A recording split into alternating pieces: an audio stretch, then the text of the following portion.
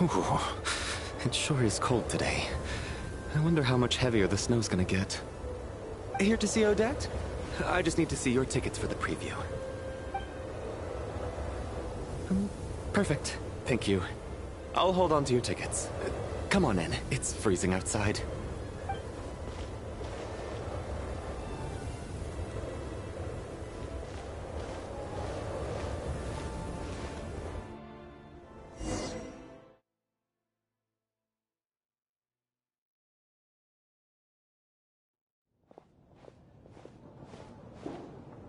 I think I'll leave the Lelic question until after the show's over. Then I'll go find Odette.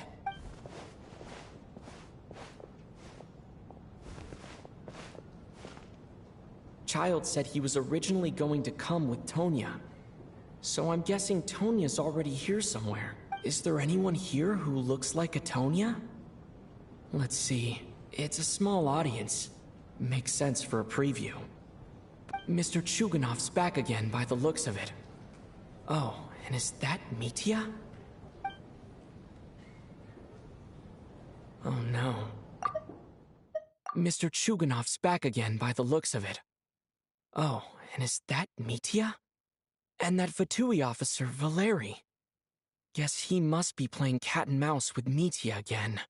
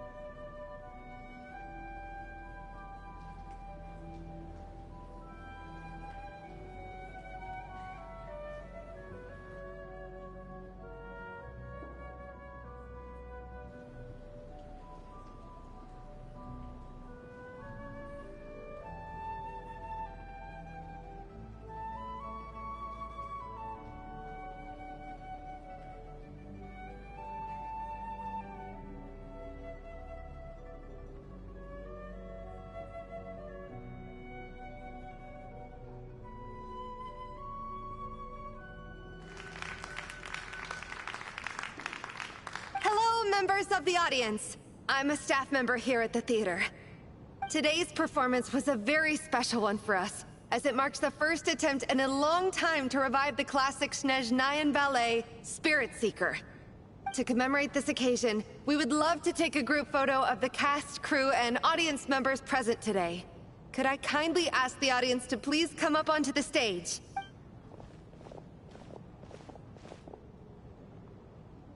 All right, everyone, huddle in a little more. Now, look at the camera. 1, 2, 3.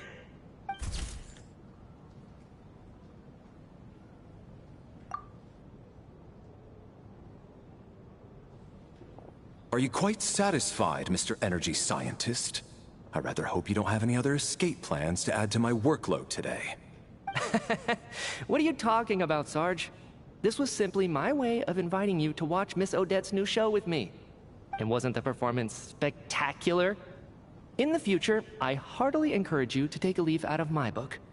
Find some soul-nourishing pastimes to enrich your time outside of work. It was indeed a fine performance, but I must correct you on one point. This is not time outside of work. These are working hours. Working hours and non-working hours are just a social construct. Human technology can never advance if we're too rigid in our thinking, Sarge. May we leave now? Already? I mean, I was kinda hoping to soak up the atmosphere for a little longer, but... No? Okay, guess I'm pushing my luck. Didn't seem like too much to ask, but fair enough. Off we go then, Sarge. Back to the land of... That has to be her. She's the only person in the audience around Tonya's age. Excuse me, are you Tonya? Huh? Your brother's busy today, so I took his ticket. Don't worry about him, he's fine. Oh, okay. Sorry for the trouble.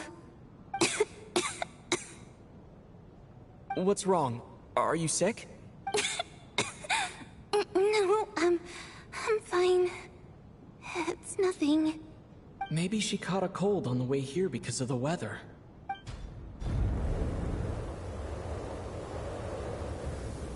I haven't seen snow like this in a long, long time. It's most unusual. I know. It's completely white out there. You can barely see a thing. I've never seen such heavy snow in my life. Let's wait it out for now. You'd be lucky not to freeze to death in this weather, let alone find your way. Well, look at that. Maybe we shouldn't be in such a rush to get back after all. What do you think? Let's wait and see. Why do you need to take it so seriously? Fate has given us this wonderful chance to take a break. We owe it to ourselves to make the most of it. Come to think of it, there's a small inn not far from here that always keeps plenty of extra blankets on hand for guests. I know the route well. Shall I head over and borrow a few blankets? That way, anyone in a hurry can wrap up warm for the journey back. Just remember to return them next time you're over this way. Sir, there's really no need to go to all that trouble. Hey, it's no trouble at all. Wait here, I'll be right back. What a kind gentleman. Very good. My wife and... So... Are you expecting us to go back to the Armory Palace wrapped in blankets too? Don't worry about that. I made arrangements in advance.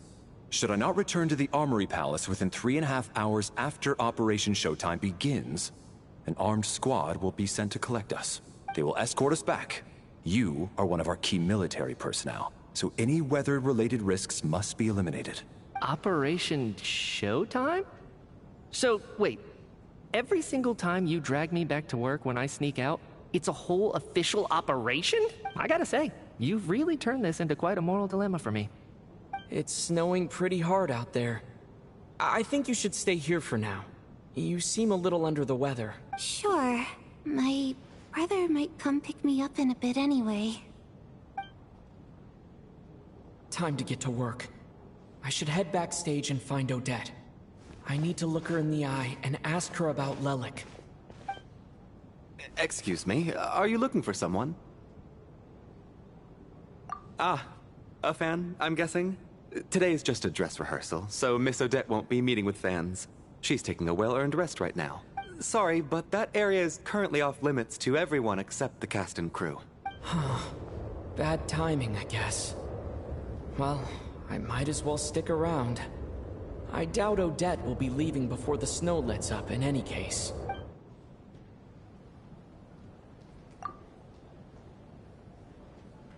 What happened to the gentleman who went to fetch the blankets?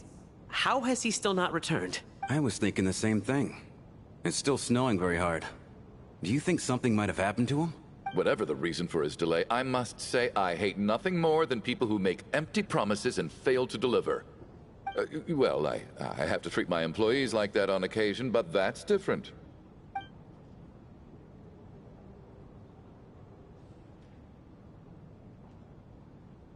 You seem anxious, Mr. Valeri. It's been nearly 4 hours since I left the armory. The army should have arrived to extract us by now. They know how much I despise tardiness and disrupted plans. There's simply no reason that they shouldn't have shown up by now, barring exceptional circumstances. Surely a snowstorm like this one counts as such. Few things in this world can stop the Snezhnayan army, Mr. Mitya. And a snowstorm is certainly not one of them. Why don't you go out and take a look? They might be right outside, waiting for your orders before they dare come in. An absurd hypothesis. I have no intention of leaving your side for even a moment until I have escorted you back to the Armory Palace. This doesn't look like an ordinary snowstorm to me. That guy who left earlier. It looked like he just vanished into thin air. Either that, or my eyes were playing tricks on me. A man-eating snowstorm? Come on. Night hasn't even fallen yet. Spare us the ghost stories.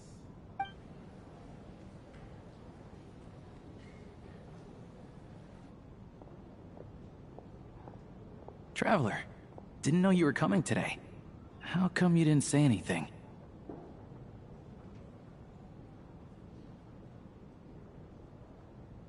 Oh, right.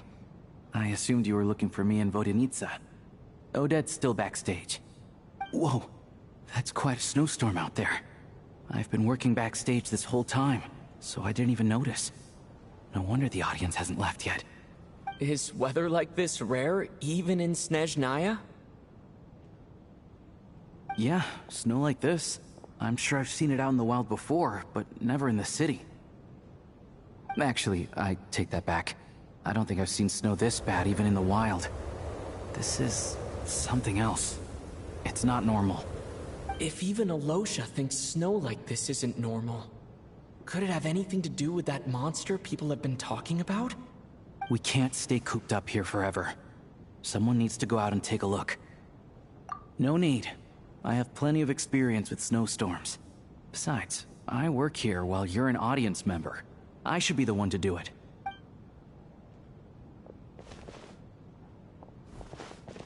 Everyone by the door. Careful not to let the snow soak into your shoes.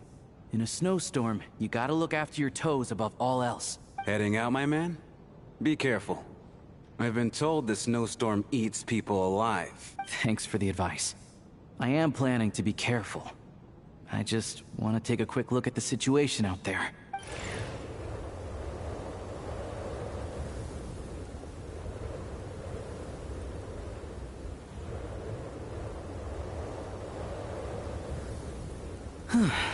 He's back! He's back! How was it? What's going on out there? Did you see any soldiers patrolling the area? Something about this storm isn't right. There's no one out there. I didn't see a single soul. And something in the air gives me the creeps. This isn't your average snowstorm. I suspect it might be related to recent events in our nation. I strongly advise everyone to stay here until the snow dies down. Are you serious? So all of us are trapped here now? That sounds a little far-fetched to me. You want to go outside and see?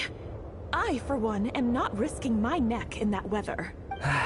This just turned from a minor delay into a major hassle. We can only hope that our friend who went to fetch the blankets just ditched us and went home. Is it really that bad?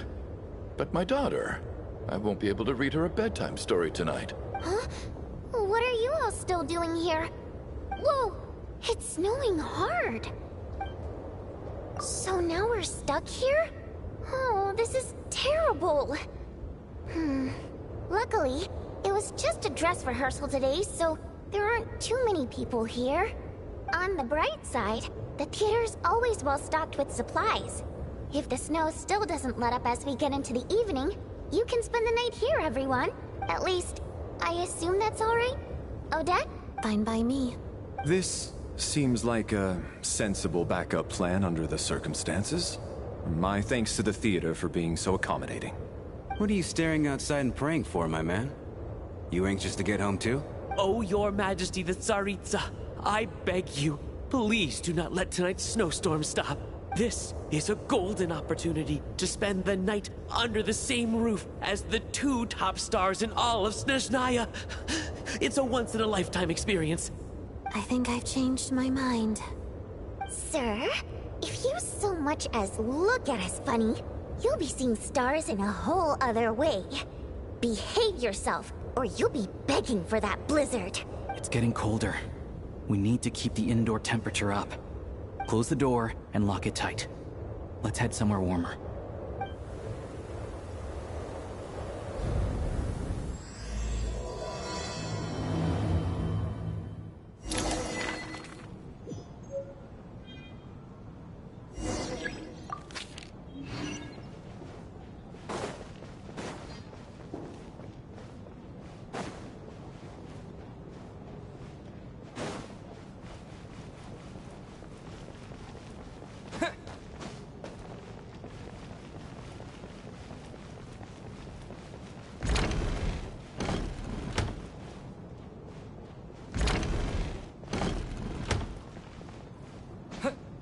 This is highly irregular. A delay of over an hour during an operation like this theoretically warrants a Harbinger-level response. I wonder what the issue is. The storm, or something else. Sarge, the day you learn to let go and just enjoy moments like this, is the day you'll finally understand the meaning of life. Ah, why, hello, sir. I believe you were the one sitting at a nearby table back at Podvorye Restaurant. Any friend of the theater's star performers is a friend of mine. It's a pleasure to meet you. I'm Mitya, from the Energy Commission. Greetings. Major Valeri, head of the Special Assignments Battalion. Armory Palace Royal Grenadier Guards, 1st Regiment. I am here to ensure Mr. Mitya's personal safety. Please let me know if I can be of any assistance.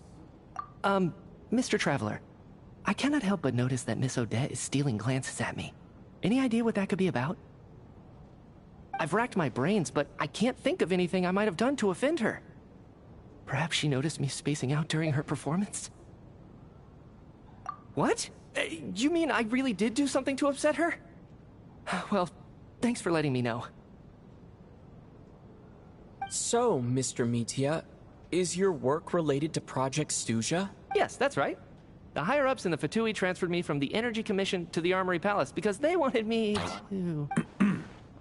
Really? I can't even talk about that? Pretty sure it counts as part of my private life. All right, I won't say anything. Sorry, Traveler. As you can see, I'm afraid this pleasant chat will have to end here.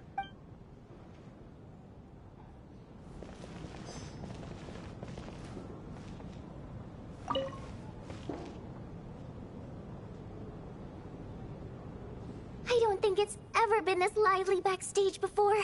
I didn't know you were coming today. Hey, have you seen Chuganov? I heard he was coming today. Have you spoken to him at all? I'm with you. This could be just the chance we need. Yeah, I gotta figure out a way to coax some more intel out of him. I want to know why he suddenly changed his stance on Project Stuja. What exactly happened before the most recent Vecha vote? For the Rokad, or just out of personal interest? Shh! There are other people around. Don't say the R word.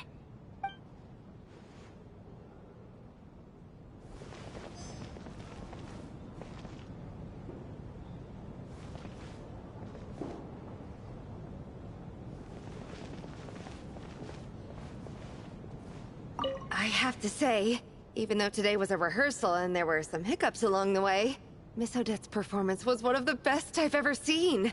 Even compared to an actual show. Oh, I couldn't agree more.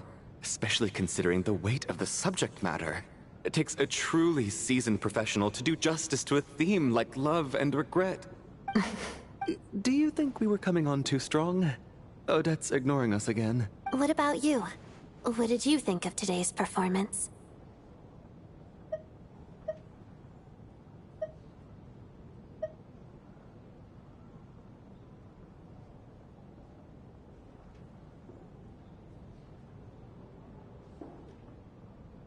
Oh my, that's very flattering of you. Thank you. I'll make sure to save a ticket for you when the show's performance ready. This doesn't seem like the time or place to bring up the subject of Lelik. I need a chance to speak with her in private. So unfair. Talk about double standards. And now it looks like I've been spotted.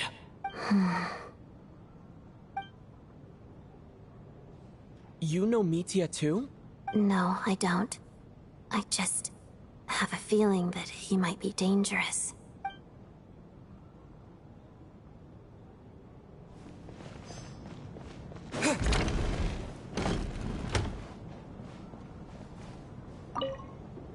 And then there's the aristocrats. Easiest of all to deal with. You don't need to use any force whatsoever. All you have to do is show them the rope you plan to tie them up with. Do you know why? I don't. Do tell. Because nothing horrifies them more than the thought of a cheap, coarse rope leaving creases on their precious million Mora coat. They'll do whatever you ask to avoid that fate. Unexpected, but funny nonetheless. Tell me another one. Well, look at that. I got myself a new listener. Hey there. Let me introduce myself.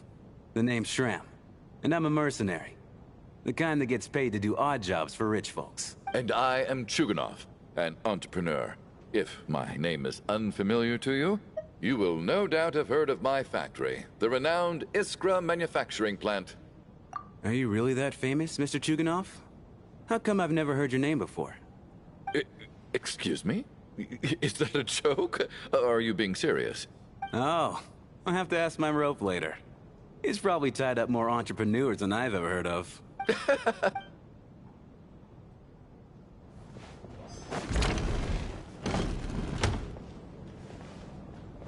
My husband has major trust issues.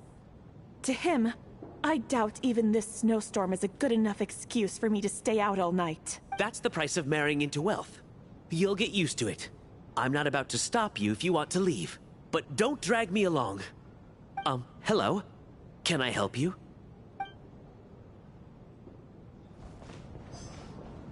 How are you feeling, Tonya? I'm fine.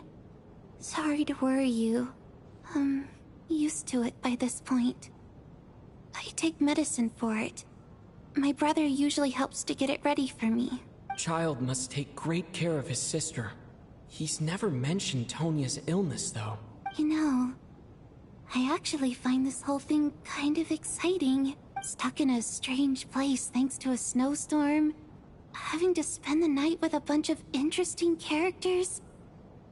It's pretty cool, don't you think?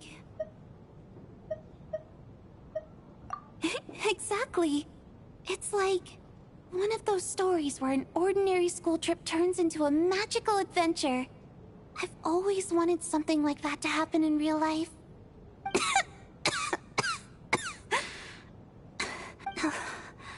I'm fine, really. Just got a little overexcited. Look after yourself. Otherwise, your brother will come after me.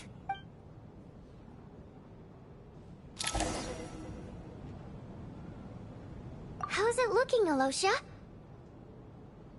No change from this afternoon. Heavy snow with no sign of slowing down. May I have your attention, please? The storm is unlikely to stop tonight, and it'll be even more dangerous outside at night than it was during the day. We at the theater owe everyone here a duty of care. Therefore, we strongly suggest that you stay on site overnight and avoid going outside unless absolutely necessary. In a few short moments, we'll give you a tour of the theater's various quarters. You can choose to sleep in the VIP room, the office, or backstage. Or on the stage if you'd prefer. We won't mind. I'll pass on sleeping on the stage. What if the snow is stopped by tomorrow morning? The early birds in the audience might think we're part of some experimental new show. A drama about sleeping? That could be fun. Maybe we could come up with a title for the production. What? Gotta admit, I didn't get that one. Anyone who doesn't wish to sleep on the stage, please follow me. I'll show you to the rooms.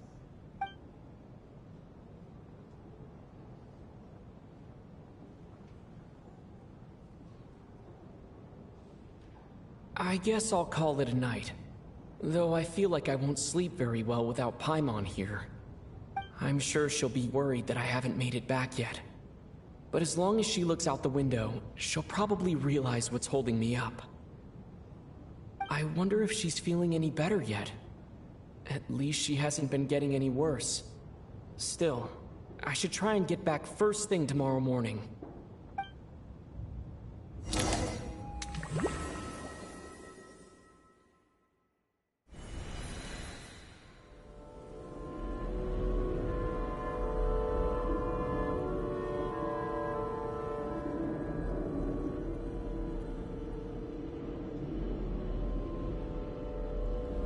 Ah, finally. Welcome back to the world of the living, lazy bones. I was about to wake you. The black mist is almost on us. Still waking up, huh?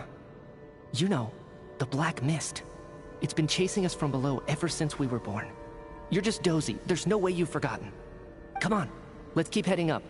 Onwards and upwards is the only way to survive. Don't listen to a word those black mist cultists say.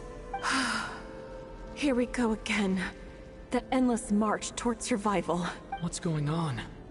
That black mist down there is creeping me out. And it's rising. Guess I should head upwards and get away from it. The black mist cultists believe that being swallowed by the black mist leads to everlasting peace. But if you ask me, they're just lying to themselves. We're the only heretics left, The only ones who refuse to give in. We have to keep going. But how do you actually know that they're wrong? Dangerous question there, Torgov. The moment your faith wavers, you start a chain reaction that ends in the collapse of your will. Put the question out of your mind. Stay strong and believe that the black mist means certain death. Okay. I can't do this anymore. I've had enough of being forever on the run. What's the point of it all? All this will pass eventually, I promise. Keep fighting. It will be worth it. You accuse the Black Mist cultists of being liars. But you're lying too. There is no end to this path. It keeps going up forever. There was never any hope to begin with. The cult of the Black Mist has poisoned your mind, Sobolova. Are you thinking of giving up as well? I am. I think I'll take my chances with the Black Mist over this perpetual torture. As much as I detest the Black Mist cultists, I'm just too weary. Then I bid you both farewell. Let me put my personal opinions aside for a moment and say, I hope that you both find peace within the Black Mist. Fate always appears so impossibly complicated. But at moments like this, its raw simplicity is laid bare. Their fate was sealed from the instant they entertained doubt. From then on, the outcome was both inevitable and irreversible.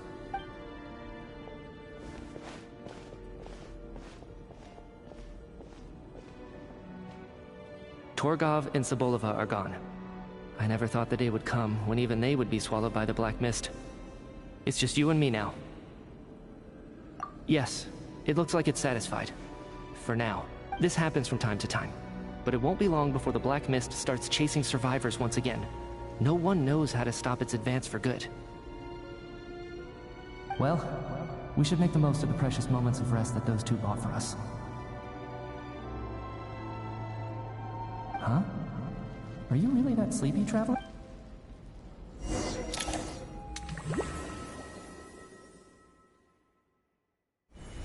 Ah! Help! Somebody, come quick! What is it, Chuganov? What's wrong? Is it morning already? What's all the commotion? Sounds like it's coming from next door. I should check and see what's going on.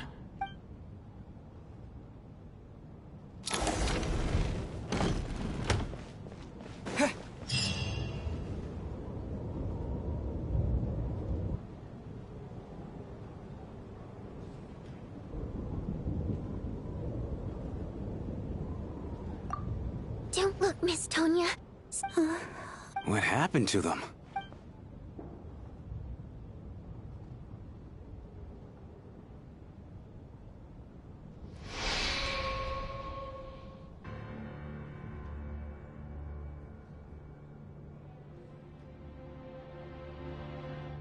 These two people have passed away. And the strange thing is that somehow, I knew this was going to happen. I knew that they would be the ones to die. Have I seen this moment before? Or did I have some kind of premonition? I can't remember what it was. Let me take a look.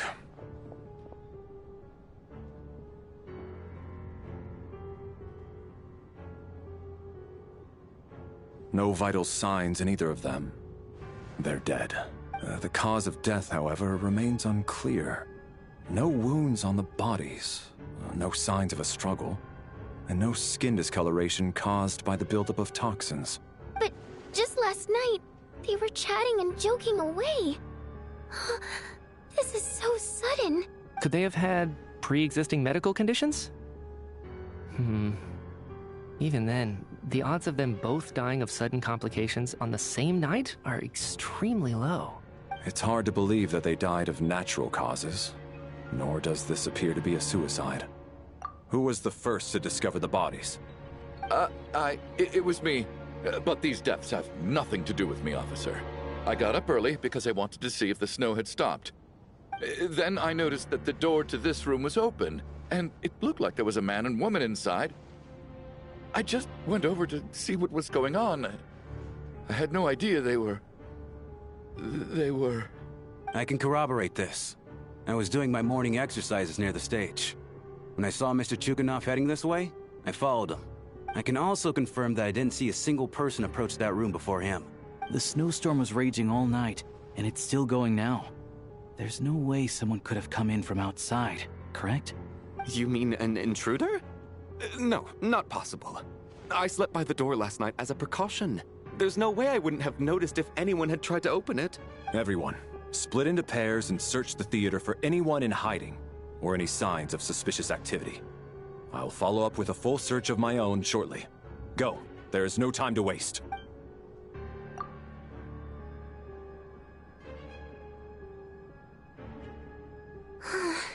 Nothing on your end either? Backstage is clear. No signs of suspicious activity. We checked the basement. Also clear. I don't think there's anywhere here that a living person could hide. Are we certain that the theater doesn't have a back door? Or any tunnel or passageway wide enough for a person to fit through? No, there's nothing like that. If people were sneaking in through some secret tunnel to avoid buying a ticket, we'd have sealed it off ages ago. I also checked the windows. All of them are locked from the inside, and there's no sign of anyone entering or leaving.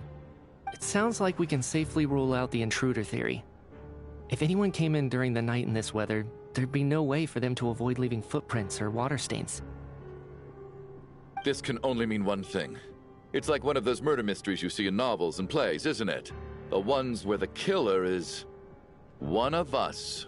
We can't quite jump to that conclusion just yet. Could he be right? It's hard to imagine something like that happening in real life. Set in a theater during a snowstorm, a murder takes place, and the killer is among us. It's such a classic trope that it seems unbelievable. Looking at who the killer targeted, and the clean entry and exit, it all adds up. I know what this is. It's obvious now that I think about it. What is? What have you figured out? Both victims were wealthy, well-known local merchants. And the door was deliberately left open so I would discover the bodies and witness the crime scene first thing in the morning. Such ruthless methods. This was your doing, wasn't it, Lelik? Lelik? You mean Lelik is among us? And he's the killer? Lelik. I know this code name. Member of the Rokot, anti-Project Stuja. Always works alone. I've read the case files at the Armory Palace. Walk me through your reasoning, Mr. Chuganov. What do you know about Lelik?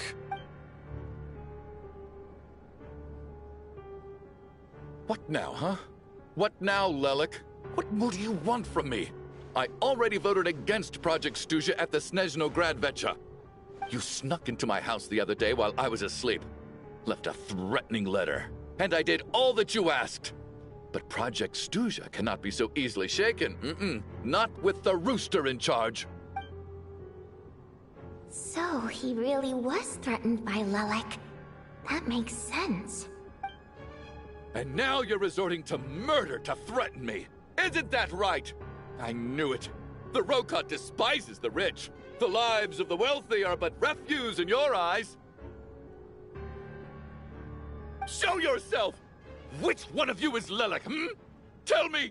I'll do whatever you want! Just stop playing these mind games! Was this really Lelik's doing? Would Odette really do something like this? If Odette really is Lelik, this seems out of character. But then again, how well do I really know her? I'm probably the only one here with a compelling theory about Lelik's true identity. But if I reveal it now, I'll be putting Odette in the line of fire. What should I do? I don't think it's likely that Lelik killed anyone. At least from the stories I've heard. He's never killed anyone before. And his name has never come up in connection with any murder cases. Besides, even if Lelik did want to threaten you, why resort to such an extreme and roundabout method? It's not his style at all. Vodyanitsa doesn't know that Lelik might be Odette. But her assessment is pretty much identical to mine. Miss Vodyanitsa, why do you suddenly feel the need to speak in Lelik's defense? Defense? Oh, no, it's just... I'm worried that we're jumping to conclusions here, so I wanted to share my point of view. Also, I don't think the Rokot is as bad as you're making it out to be. Well, if you think I'm so wrong, What's your theory then, Why don't you tell us who the killer is?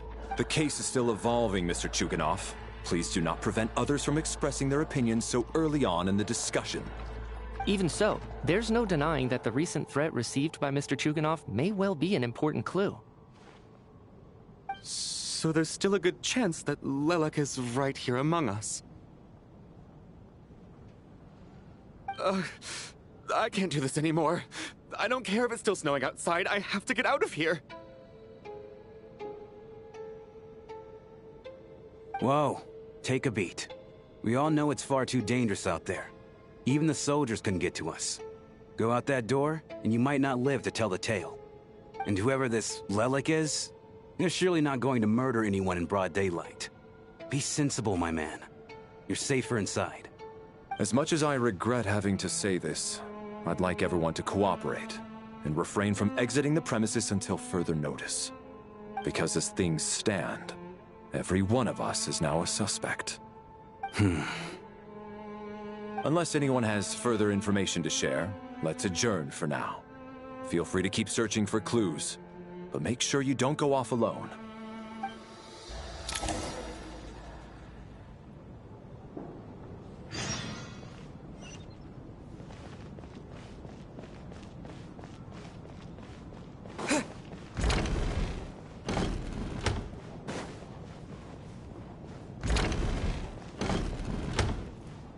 You're right, that was my bad. It was a knee-jerk reaction. I didn't think it through. Luckily, no one suspected my identity.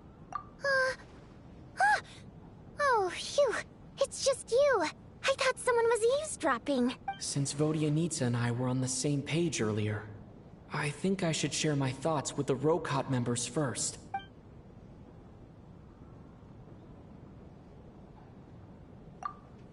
Whoa. Are you serious? I don't know if this counts as gossip, but it's definitely on track to be the juiciest this whole year. Odette? Really? Odette? Oh god, how dumb does this make me look? Lelek has been right under my nose this whole time, and I didn't notice a thing. Actually, it's exactly what you'd expect. Sometimes, hiding in plain sight is the best strategy. And now that you mention it, the more I think about it, the more sense it seems to make. What are we up to now? 1, 2, 3, 4... Odette's identities. She's my coworker, specifically a ballerina, and also a Fatous, a member of the Rokot. Now, Lelek. It must be so exhausting. I just want to give her a hug. I guess since I've always known her as a member of the Fatui, it never even crossed my mind that she could be involved with the Rokot, let alone be Lelek. I don't understand. If she's with the Fatui, what reason could she have for being so opposed to Project Stusha? Probably best if you ask her that in person. Well, since you waited until now to bring this up instead of announcing it to everyone earlier, does that mean we're all on the same page here? Yeah. Lelek may not follow orders from the Rokot leadership, but as far as I'm concerned, she's never crossed the line. If anything, her actions benefit the poor. We need to confront her face to face. Do you think she'd really admit to being Lelek? I don't know. We'll have to see how it goes. For now, we'll work on the assumption that she didn't kill anyone, and see how much she's willing to tell us.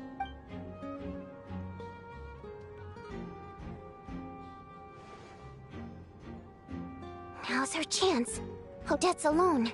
Let's go. Hey, Odette. What is it, you guys? Shh. Keep your voice down. We need to talk. So, you're Lelek, aren't you? Alright, fine. You don't have to say anything or explain yourself. Just hear me out first. None of us believes you'd kill innocent people. Whoever murdered those 2 people last night, it wasn't you. The Traveler was the first to figure out your identity, but he kept quiet during the discussion just now. Still, it It's clear where the group consensus is heading. Everyone believes Lelik is the culprit. If your identity is exposed, you'll be in a really bad spot. We're your colleagues, and we know what kind of person you are. I don't want anything bad to happen to you. So, can you clue us in? Tell us everything. The more we know, the more easily we'll be able to cover for you. All right. Yes, I'm Lelik. And no, I'm not the murderer. And thanks, but I don't need you to cover for me. Actually, I'm planning to reveal my identity. Huh? You're gonna reveal that you're Lelik? Here? That's right. I'll admit I was surprised at first when Chuganov guessed that I was here. It was just a lucky guess, but it caught me off guard. But after taking some time to assess the situation and confirm where everyone stands, I don't believe I have anything to worry about. Are you sure you don't need a second opinion? Given the circumstances... Mr. Valeri! What?!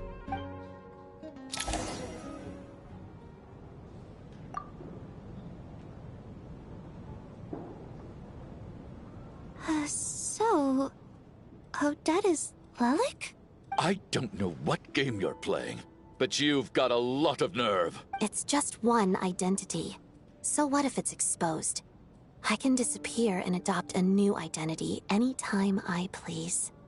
I made my peace with this when I chose to become Lelik. But more importantly, I promise I am not the murderer.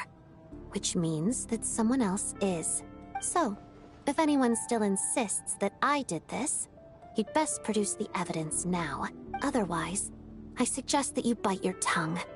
Because if you really believe I killed 2 people without making a sound or leaving a trace, pointing fingers at me would surely only make you my next target. Is this really the truth, Miss Odette?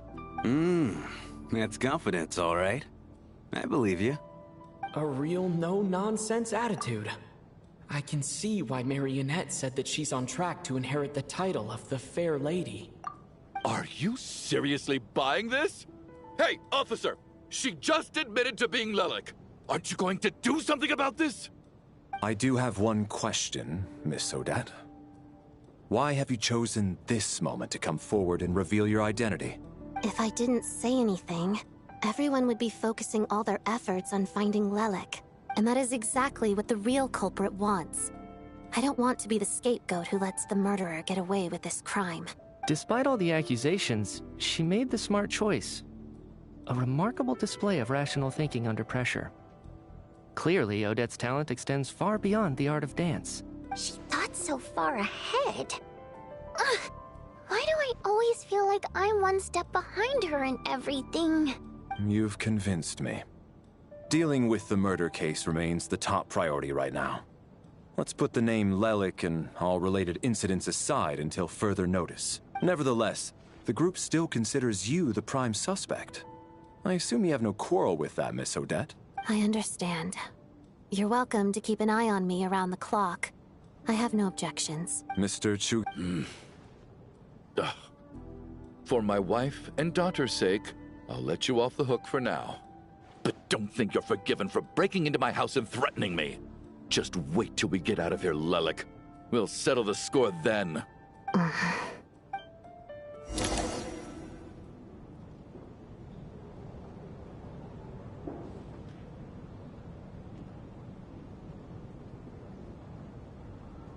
Good work, Lelik guard team.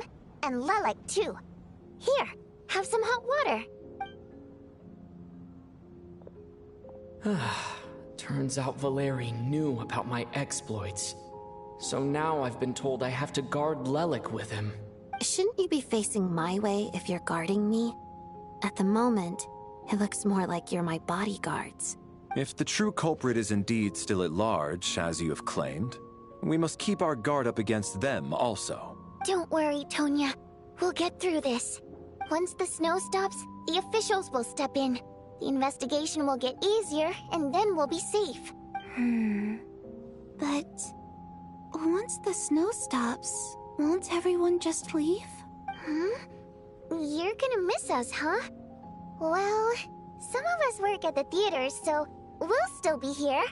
I'll even give you a special backstage pass. Really, Miss Vodyanitsa? That's awesome! You've made a fan for life. Aw, you're so cute, Tonya. All right, let's swear to it. I promise to give you the pass, and you promise to never change your mind about being my fan. Promise. Don't indulge her, Tonya. You don't have to swear an oath over things like that. You really do get carried away sometimes, don't you, Miss Vodyanitsa? Hey! Mind your own business!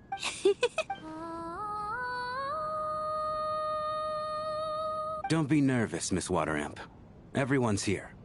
There's nothing to be afraid of. Excuse me? Do I look nervous? Don't be ridiculous. Hmm? No. You sound nervous, lass. Oh. Wait, but how... Okay, plenty of people know that I'm a water imp, but still... How come you understand our primary mode of expression? Primary mode of expression. I've not come across that concept before. Do enlighten me, Vodyanitsa. Well, it's just... We water imps tend to communicate our emotions to each other by singing, rather than facial expressions. The emotions we convey through song take precedence over our facial expressions. So, we think of it as our primary mode of expression. I'm impressed, Shram. I didn't take you for a man of culture, but you're clearly rather learned. It's not about being cultured or not. The thing is, this mode of expression can usually only be understood by other water imps. It's not a simple case of a song sounding happy or sad. And yet, you're clearly human, Mr. Shram. It's really not the big deal you're making it out to be. I think I just have a knack for it. Plus, I have a... very close friend who's a water imp. A delightful lady. But keep that a secret. Anyway, we spent so much time together that before I knew it, I noticed I could understand her expressions. Oh, I guess that makes sense. Still, the fact that you have a water imp friend is even more surprising. I'd better watch what I'm singing when I'm around you from now on. Hey, what are you implying? You're not secretly insulting the audience in your songs, are you? Heavens! Why would I do a thing like that? It's getting late. We should discuss our sleeping arrangements for tonight. I suggest that we don't sleep in separate quarters tonight. It will be safer if we all stayed together. As long as someone keeps an eye on Lelik, I'm quite sure we won't have any trouble. Are you saying that you wish to bet your life on Miss Odette being the killer? Nonsense. Of course not. Then I propose the following arrangement for tonight. The Traveler, Odette, and I will form the Night Watch. We'll sleep in shifts, but two of us must be awake at any given time. An excellent idea. This allows us to handle the Night Watch while also keeping an eye on Lelik. Meanwhile, the rule of taking shifts in pairs resolves the other issue. Namely that we can't necessarily trust the Traveler or Valeri either. I expect that plan took you quite some time to come up with, didn't it? Actually, our field combat manual outlines a similar approach. Although the scenario there involves guarding prisoners overnight during field operations. That being said, I must clarify that I harbor no disrespect towards you personally, Miss Odette. In fact, Lelik's numerous covert operations make fine textbook examples for military agents. I care less about respect and more about the fact that you just robbed me of 2/3 of my sleep tonight. I'm calling dibs on being the first to rest. Good night.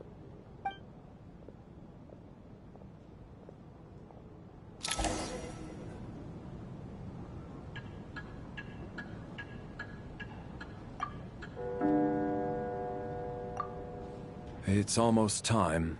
We should wake Odette. How are you faring? Oh, not going to argue with that. I'll take a quick nap. If you start to feel sleepy, wake me up anytime.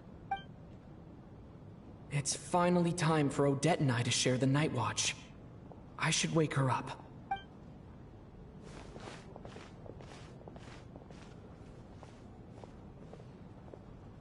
I came here to get information from her in the first place.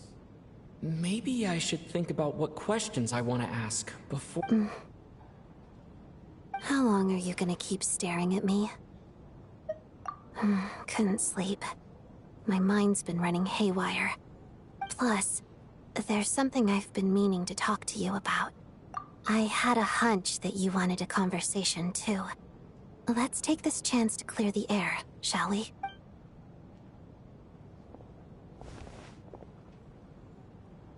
I just had a simple question for you, really. It's... Rosaline. In her final moments, did she have any... last words or anything? I see. Well, that was all. I have no other questions.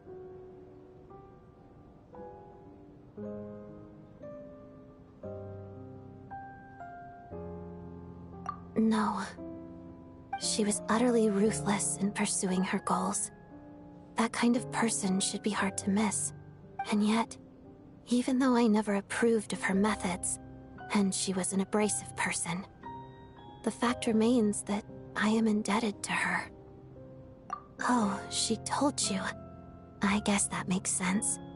I think she and Rosaline were on pretty good terms. Yes.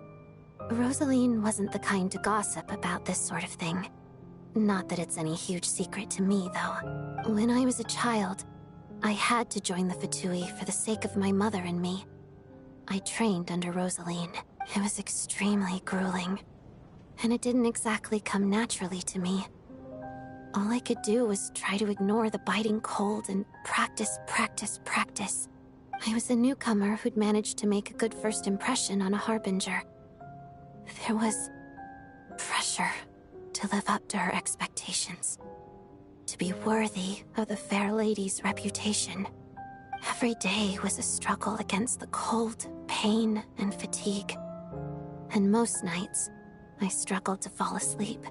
After enduring all that, I've become almost immune to the sensation of pain.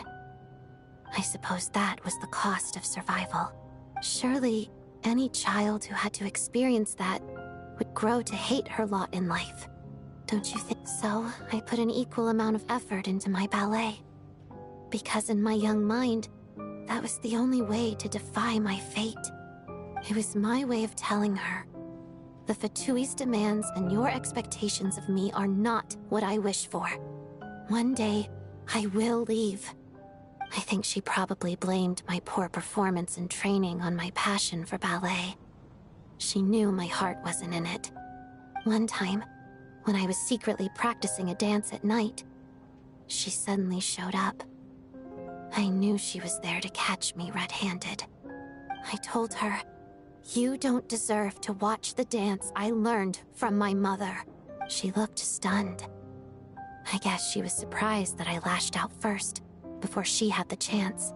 But strangely enough, on that occasion, she wasn't fierce with me like she was during training.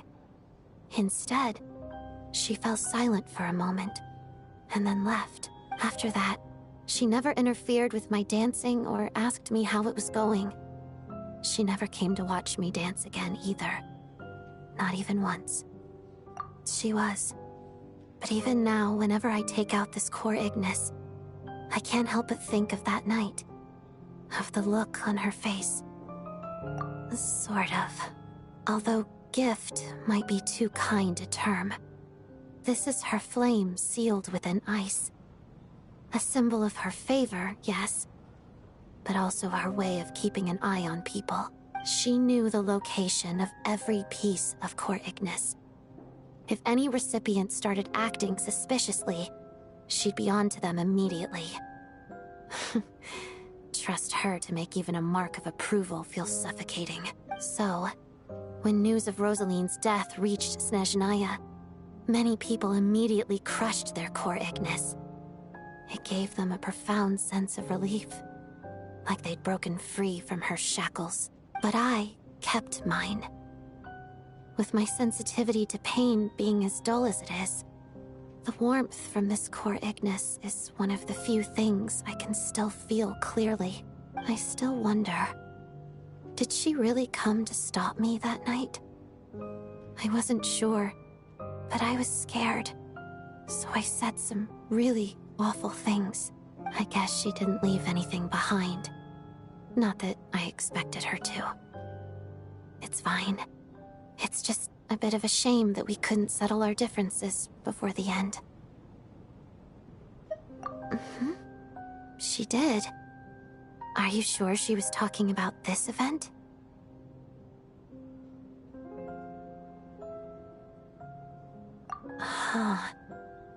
No, she didn't. I didn't even find out that she'd gone to Mondstadt until a while after she'd left. Wait, in that case... Okay, I will. Thanks for letting me know. There's something I'm trying to figure out. I'm beginning to suspect that Paimon's mystery illness is being caused by the energy research behind Project Stuja. Paimon's very important to me, so I have to get to the bottom of this. I figured that since you're Lelik, you might know something about all this. The ultimate goal of this energy experiment is to create a weapon for the final battle. The weapon's construction was completed in Nodkrai. Now, all that remains is to arm it with a sufficiently powerful energy. Yes, the weapon's development and all the related experiments are overseen by Lord Piero, the Jester, and the lab is located deep within the Armory Palace. I'm not sure why this experiment would be making Paimon feel unwell, though. The best way to get to the bottom of it would be to go there in person. Once we get out of here, I'll help you apply for an entry permit. And I'm hardly the organization's proudest member, as you know. You answered my question about Rosaline. I want to do you a favor in return. It's that simple.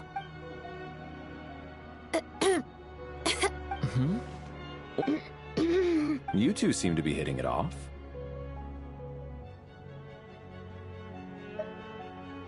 I thought you were sleeping. Of course I was. In the military, one learns to fall asleep quickly, even in the most inhospitable environments. It's vital to staying alert and energized. Why? Is something wrong? Even if he was awake, he can't have overheard us, right? Well, thank you both for keeping watch. Traveler, I'll take over for now. It's your turn to get some sleep. Sure. This is our second night here, but at least I found out a little more about Paimon's condition. I hope she's been sleeping well the past couple of days. Why do I feel like I'm being watched?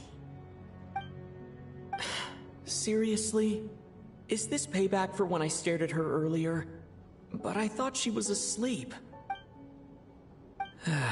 Never mind. I'd better try and get some sleep myself.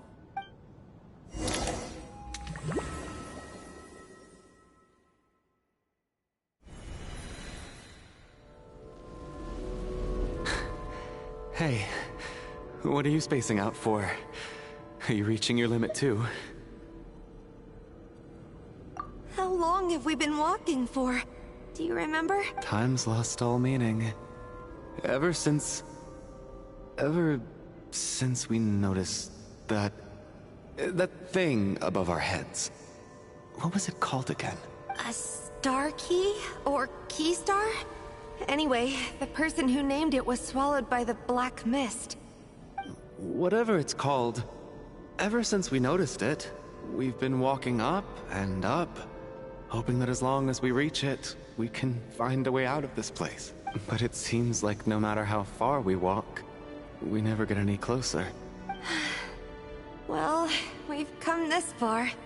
You never know. Maybe we're almost there?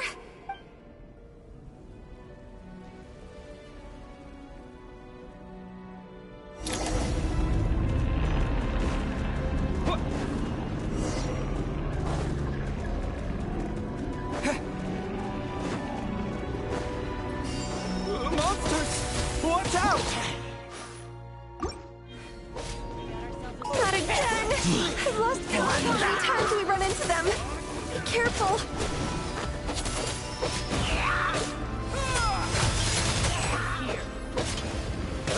Hey, tough guy.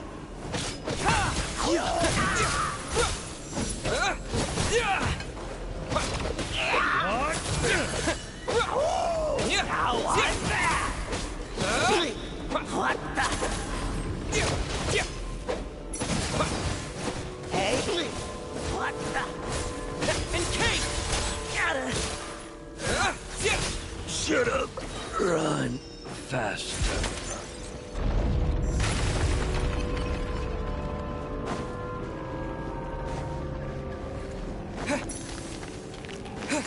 Here they come again! Get ready! You wanna fight? Let's go. Gotta. What the?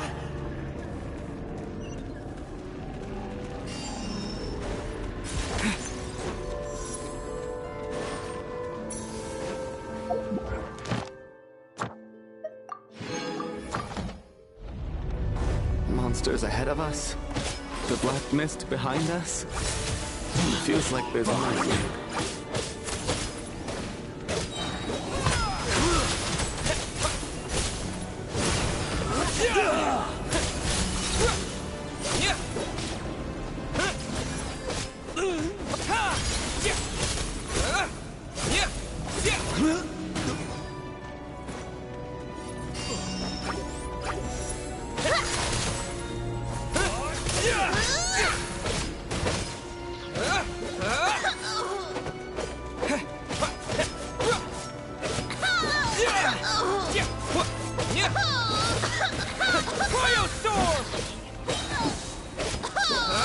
Backup is here. Learned! Are you hurt, Coolish? No. I'm fine. It's just... Suddenly I don't want to walk any further. I get you. In fact, I reached my limit a long time ago. Sometimes it feels like there's hope where there shouldn't be. Yeah. The hope that the star gives us is the only thing keeping us going. But I'm not sure it's real at all. It may just be a collective illusion. Otherwise, why would it always be out of reach?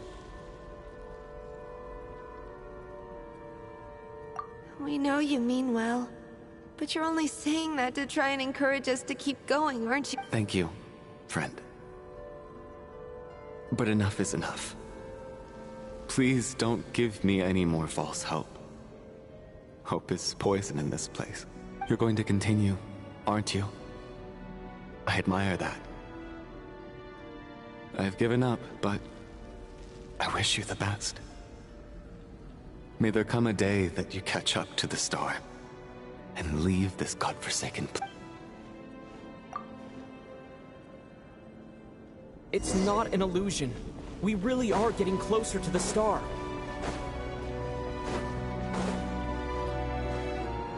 Congratulations. You're the first person to make it here.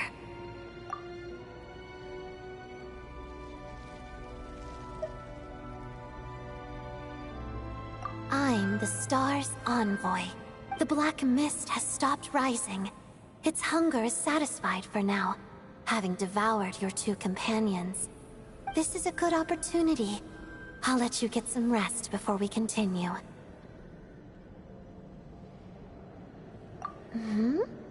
What do you mean, leave? The star represents the starting point. It's the waypoint for the beginning.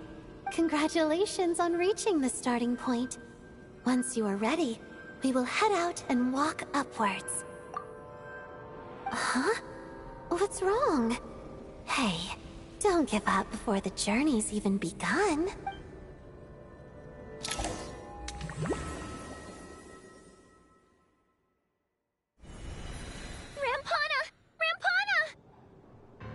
Is that Vodianitsa's voice? Coolish, wake up! Please wake up!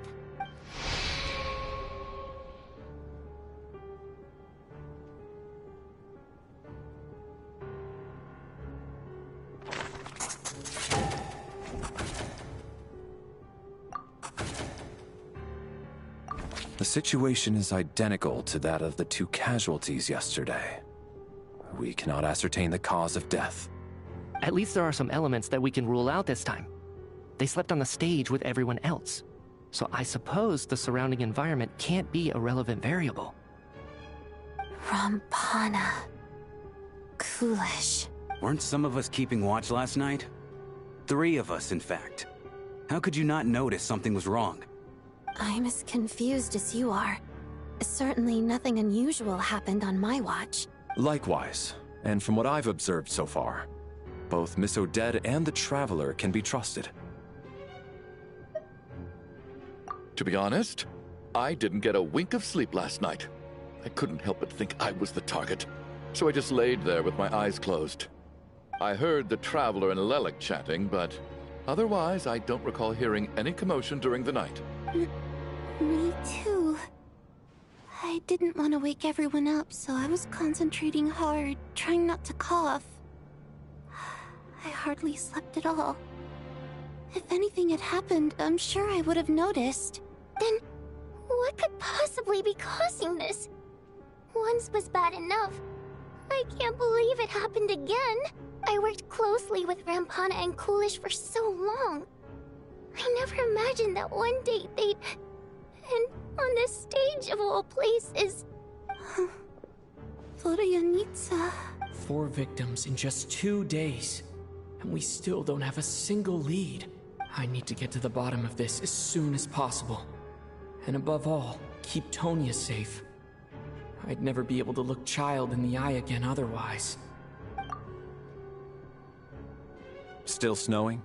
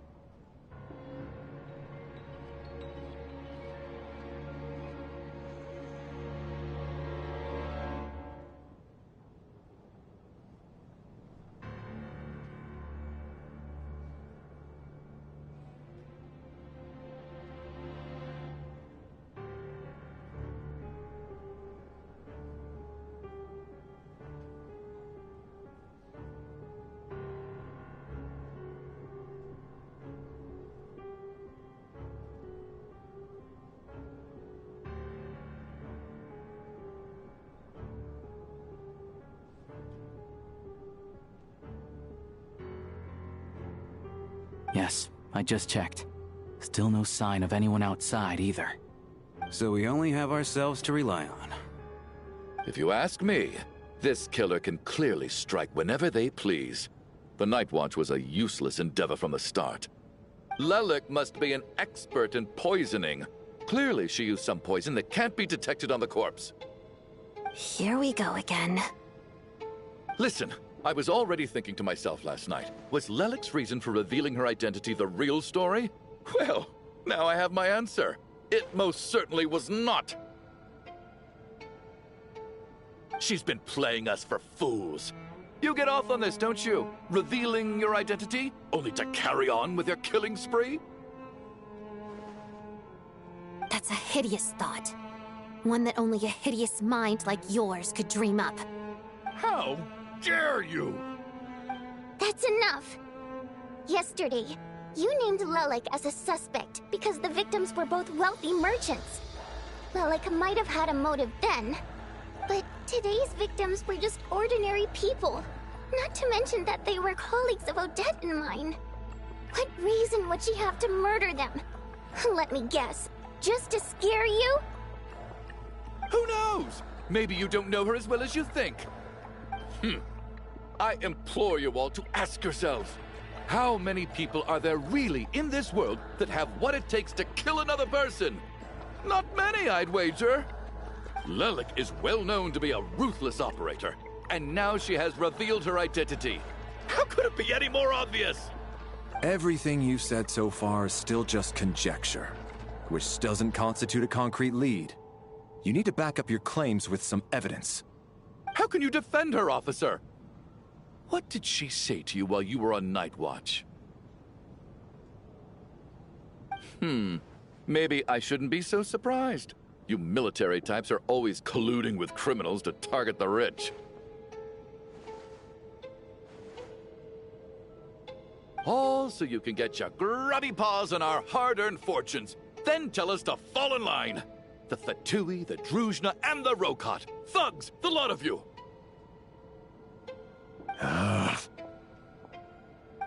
Don't you dare! Sir, but you were the one who told us not to stop other people from expressing their opinions yesterday. 4 people have already died. Only yesterday I was chatting with Mr. Coolish. Then we woke up in the morning and he's... Turning against one another is the last thing we should be doing right now. Little girl. Even if Mr. Chuganov is a puffed-up, pig-headed windbag who doesn't have a clue what he's talking about, he's still one of the victims here, isn't he?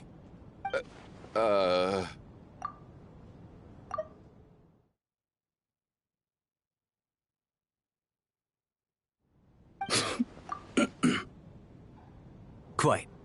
I had no intention of resorting to violence. But you're right, Miss Tonya.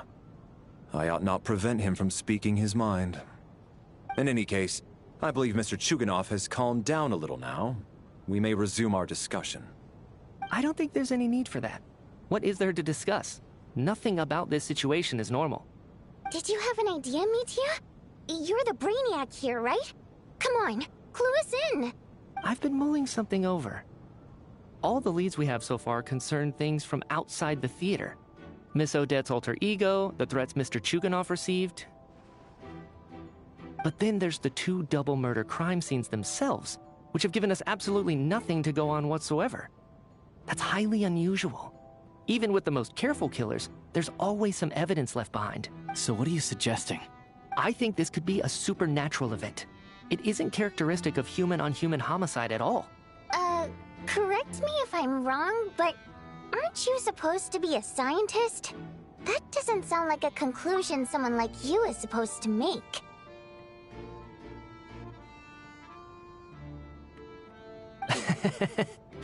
I got into scientific research because of my insatiable curiosity.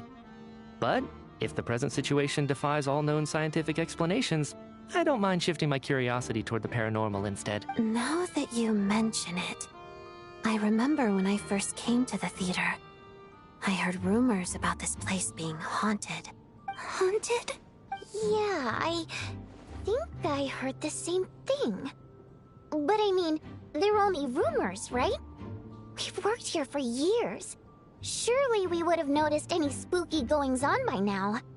Well, this has taken an unexpected turn. A haunted theater? If Paimon were here, she'd probably be hiding behind me in fear right now.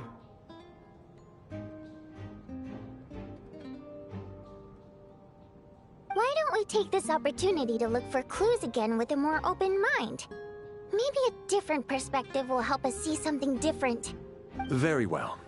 Whether it's criminals or ghosts we're looking for, the same rules apply. Everyone needs to tread carefully. I'll move the bodies into the same room for now.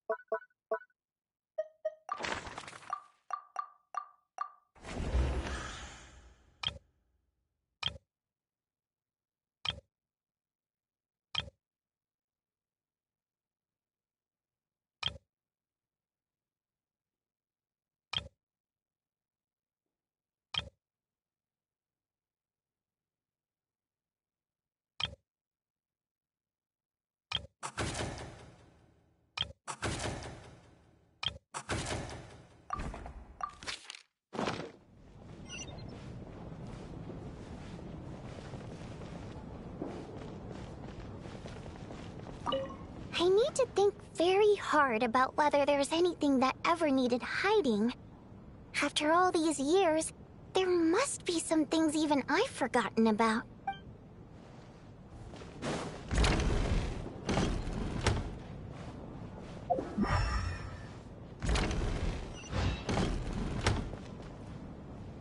Tonya, did you find anything? Not yet. Still looking. So... Are we supposed to be looking for something paranormal? I think I'd prefer teaming up with you than looking around on my own. This looks like somebody's notebook. Shall we read it together?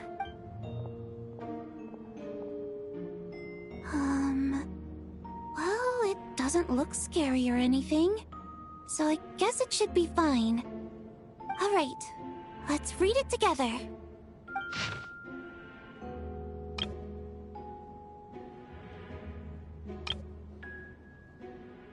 Huh. This has to be Vodyanitsa's writing, surely. Maybe it's a little rude for us to peek at this. I feel like I just read someone's secret diary by accident. It sounds like she's writing this for her parents, right? I don't understand. Why put this stuff in a notebook instead of mailing it in a letter? Because her water imp parents belonged to the aristocracy, who were driven out of Snezhnaya by the Tsaritsa long ago. And now they live somewhere new, where the... We're sorry! It's fine. My fault for not storing it properly. I can't leave things lying around and expect them to get ignored when everyone's scouring the place for clues. All right, give me my notebook back. I'll take over the investigation in this room.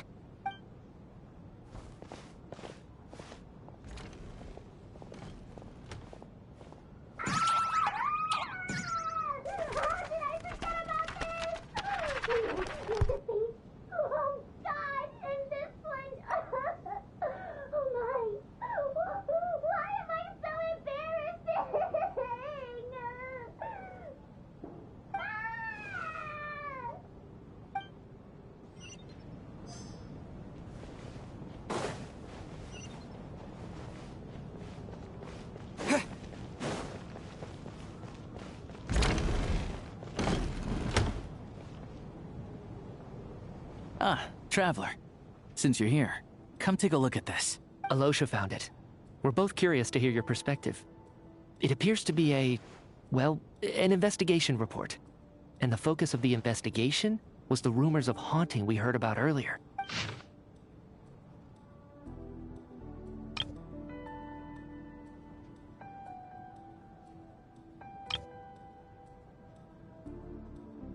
An investigation report, huh?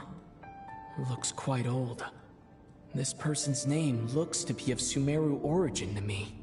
Was the investigator from Sumeru? The theater manager must have hired an investigator once specifically to look into this issue. But it doesn't look like anyone ever looked at the report. Presumably, the manager wanted to know if the supposed haunting was dangerous, while also being fearful of word getting out in case it affected the theater's business. Anyway, the bottom line is, the haunting is actually real after all. It's caused by an obstruction in the ley lines. Is there any chance this is the key to finally making some progress with the murder cases? Ley line problems are pretty unexceptional to me by this point. And while it certainly offers an explanation for the ghosts, it's hard to imagine what connection it could have to these two murder cases. Some of the language that appears at the very end of the report caught my eye. Angel civilization, ley line renovation? My area of research doesn't touch on any of that, so it's completely outside of my wheelhouse. Huh? A piece of paper just fell out from the report. It landed right by your feet.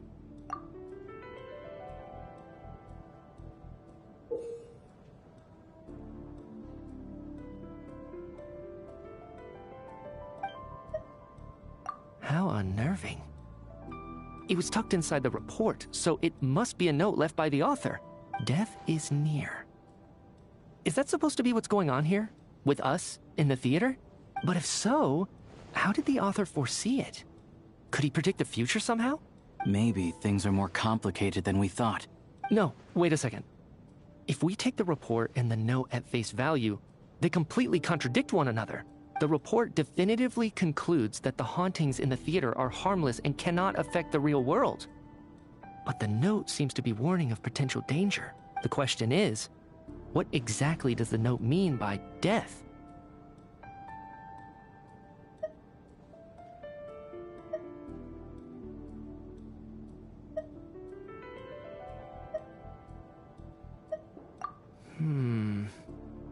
The various ways we could interpret this keyword lead in completely different directions. Let's pause our analysis here for now. I think we need more information.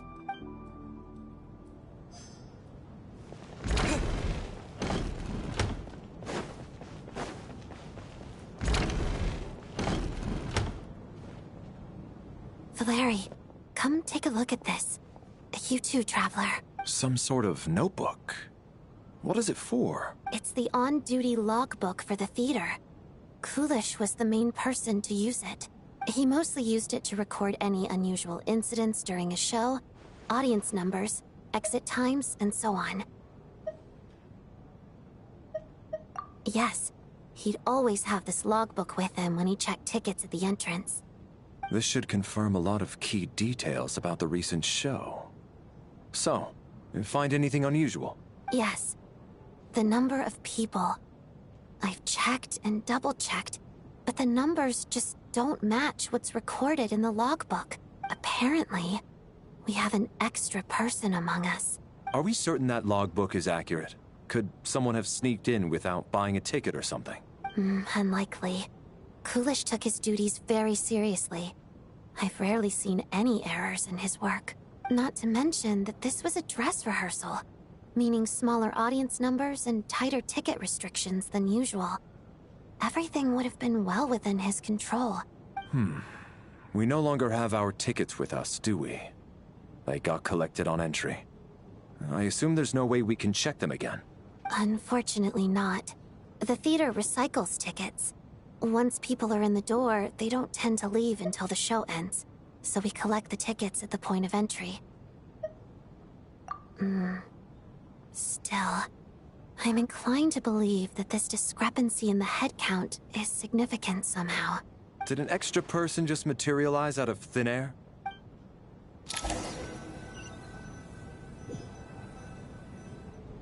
If we take all this together, it's not impossible, is it? If anything, it's the natural conclusion. Oh, I beg to differ. This sounds to me like a product of a researcher's vivid imagination. And perhaps it's because I'm still viewing this through the lens of a typical murder investigation. But still, I'm struggling to be persuaded by your theory. Does it really sound that far-fetched? Alright, well, let's treat that as speculation for now. I do agree with what you've said, so let's go with your idea for now. Good. Okay, now that we finally have some meaningful leads, I think it's time to reconvene. Let's get the others.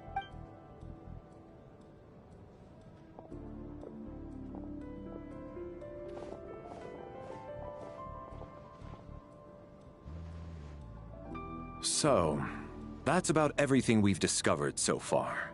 I'll share my theory first. Based on what we've learned from the logbook, I believe the extra person among us is most likely the killer. If the killer had simply bought a ticket, it would have greatly increased the risk of their identity being exposed. I expect he or she either hid in the theater ahead of time, or found a way to slip past the ticket inspection. They then blended in with the group and waited for an opportunity to strike. What about the note found in the investigation report? Any thoughts on how that fits in? The killer may have simply planted it there as some sort of sick joke. I've seen my fair share of psychopathic killers. They love playing cryptic mind games. So, it has nothing to do with the haunting of the theater after all. This theory makes sense to me. If we have an audience member unaccounted for, chances are they didn't come here to watch the show. Could it really be that simple? So, in other words, all we have to do is find out who got in here without a ticket, and all our problems will be solved? Then let me make one thing clear. All the theater staff should be well aware that I came here for the rehearsal legitimately, yes? There's no way I'm the one who didn't have a ticket. It's true. I hear you used every trick in the book to get a hold of that ticket, too. Everything short of throwing a temper tantrum and rolling around on the floor at the entrance. I most certainly did not degrade myself in such a way. Probably a stupid question, but I might as well ask. Did anyone here get in without having their ticket checked? Guess it was naive of me to expect them to just admit to it. Especially after the unprompted Lelic reveal. Once was already a miracle. Twice would be unfathomable.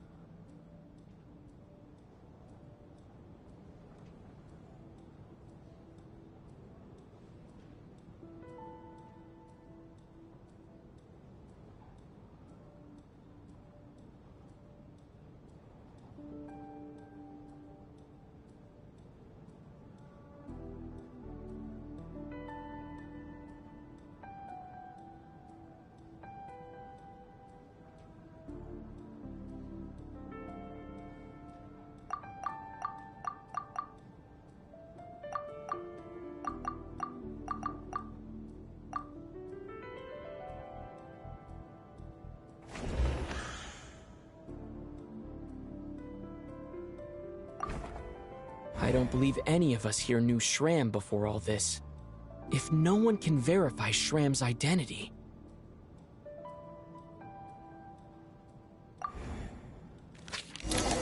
Mr. Shram, did you really go through the ticket inspection to get in here? Huh? Me? Why am I being singled out, my friend? Do I seem that suspicious? It's not that you stand out as suspicious.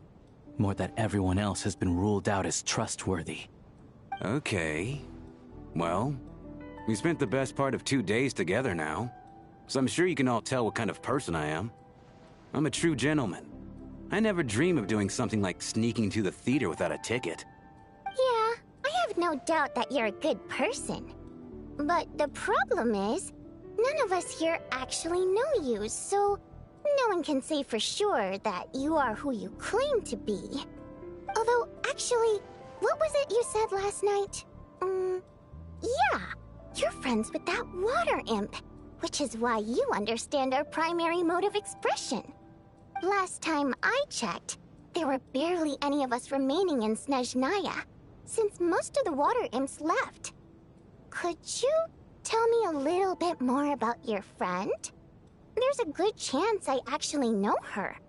And I suppose it's also kind of a way for everyone else to get to know you a little better.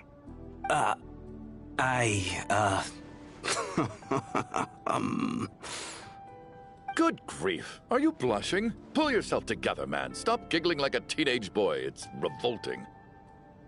Hey, revolting is a little strong. All right, fine. I'll admit it. That water imp friend of mine, the truth is, we're dating.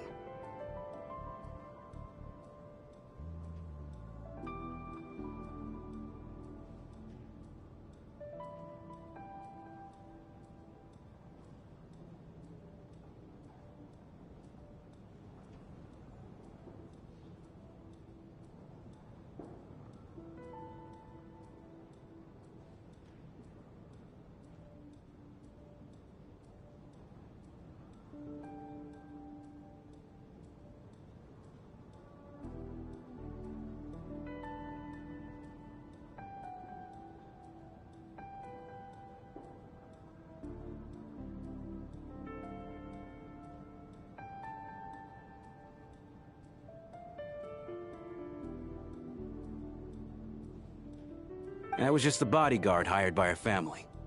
But the stars must have aligned, because sparks began to fly between me and their daughter. Never in my wildest dreams did I think I'd get so lucky. We don't need details.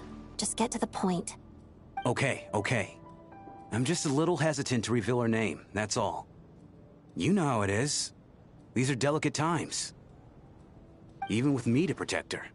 If word gets out that she's dating a human, both the Fae and human factions will give her a hard time. Really? Wait, no. That can't be. Huh?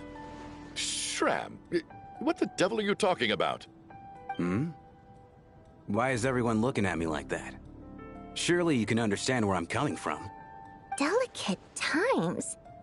Factions? Yes? You know, the Civil War? Last time I checked, the Fae and the humans were still at each other's throats.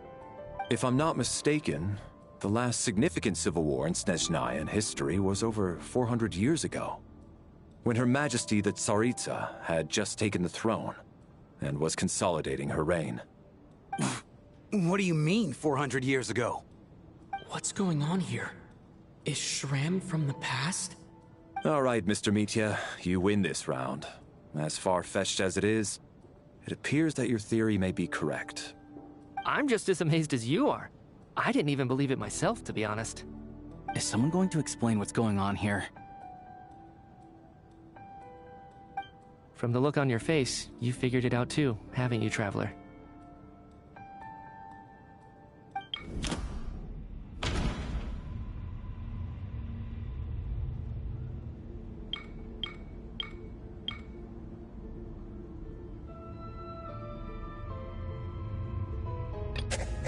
That seems to be the case. Shram's the extra person, but there's no way of learning his identity from this clue.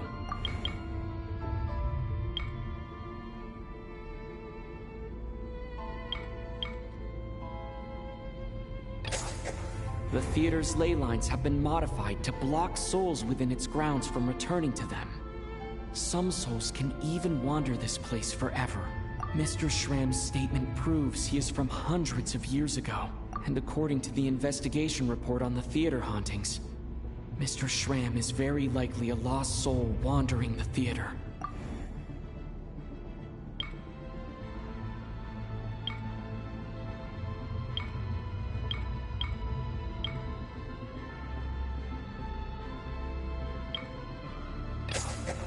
For some unknown reason, the soul that has been wandering the theater due to the ley line issues has joined our group and blended in. Yeah, that must be the immediate reason why the ticket count doesn't match the number of people present.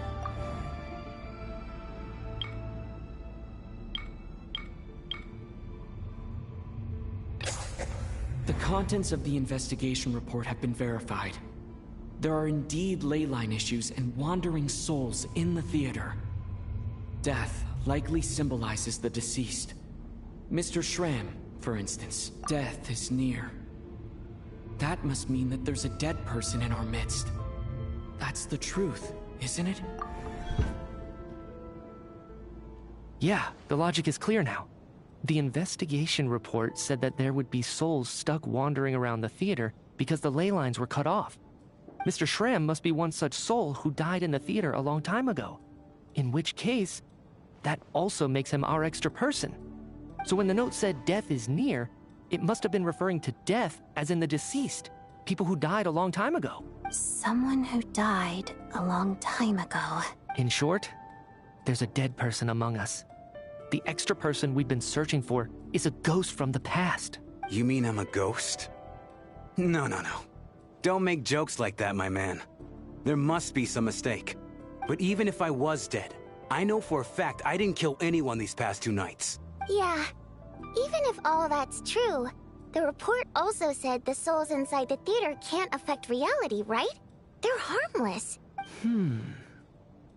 Then what if the problem isn't the souls at all, but the ley lines themselves? The ley lines have a powerful ability to attract and devour souls. Let's say that the ley lines are like a black hole, constantly seeking to engulf souls. but the souls that don't want to return are trying to avoid being sucked in. Huh. Why does this analogy sound so... What happens when the black hole can't achieve its goal? I'm only speculating here, but what if it ended up swallowing innocent souls by mistake? Or intentionally taking other souls to compensate? That could explain why we weren't able to determine a cause of death. If you're right, and their souls were devoured by the ley lines, it does make some sense. It does seem to explain a lot of the things we couldn't make sense of. Does that mean it's true?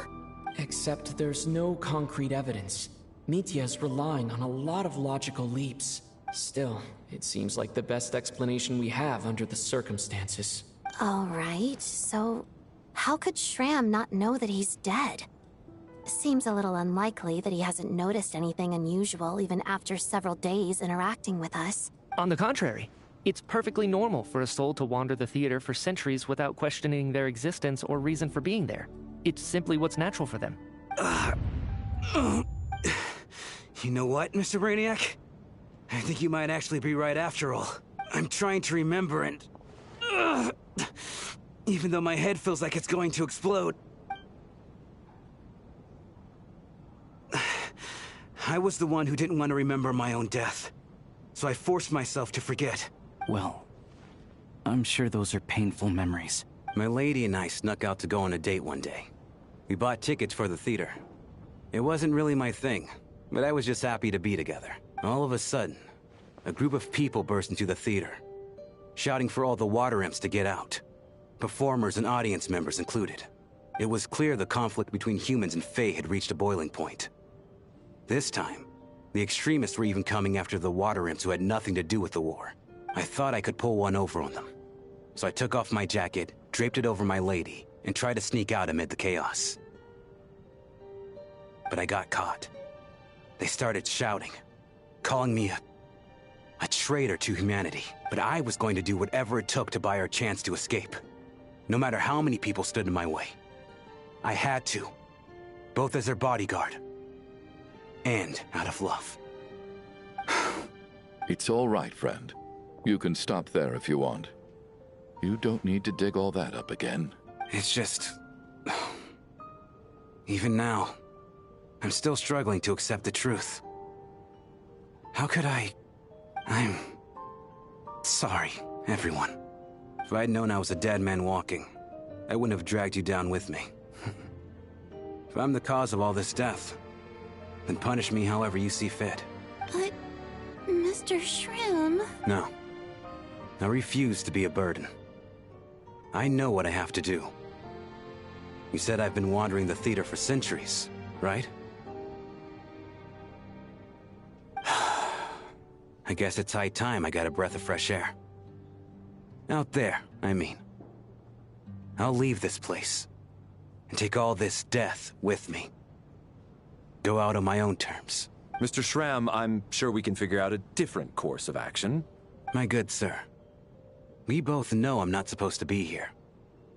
I should have accepted my death long ago. One way or another, this has to end. Unless you're saying this goes against another one of your military principles somehow. No, I'm speaking on a personal level this time. Let it go, man. Oh, wait. One last thing. Miss Water Imp. My lover. Her name was Litia. Litia Ozarova. Do you know what happened to her? Ozarova. Oh, Auntie Ozarova. That's what we all called her.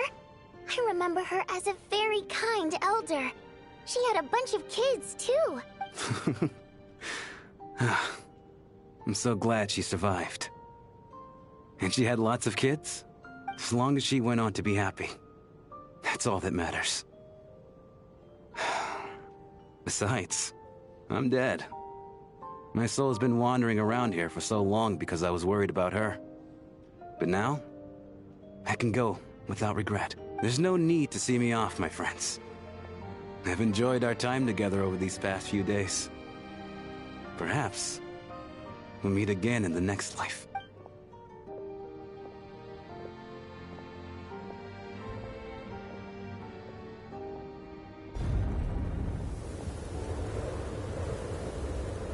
Take care, my man. I knew Mr. Shram was already dead, but I still feel so sad. Death is cruel, no matter how we might try to make sense of it. So, was the conflict between Fae and humans really that bad back then? I was only little, so I don't remember much. It's terrible to think that so many innocent people had their lives turned upside down. Even the historical records about that time period don't say much about it. All people know is that the Tsaritsa founded the Fatui, drove out most of the Fae aristocracy without explanation, then used her terrifying power to suppress the humans. It seems to me like the Tsaritsa chose to make herself the enemy. She downplayed the conflict, directing whatever animosity both sides had for each other at herself instead. That's also why, despite how brutal the conflict was at the time, there hasn't been much lingering tension between humans and Fae since. Things have been fairly harmonious for the past few centuries. So, the Tsaritsa banished the Fae to protect the Fae living in the city? She offered herself up to be hated in exchange for peace. Maybe it's not quite as bad as it sounds. I don't think Her Majesty is too concerned if mortals hate her or not. And besides, there are very few who truly do. All this time, I had no idea. All right. If Mitia's theory is correct, then I think we can consider this matter settled. Let's all take a break. Ugh, if only this blasted storm wasn't still raging on.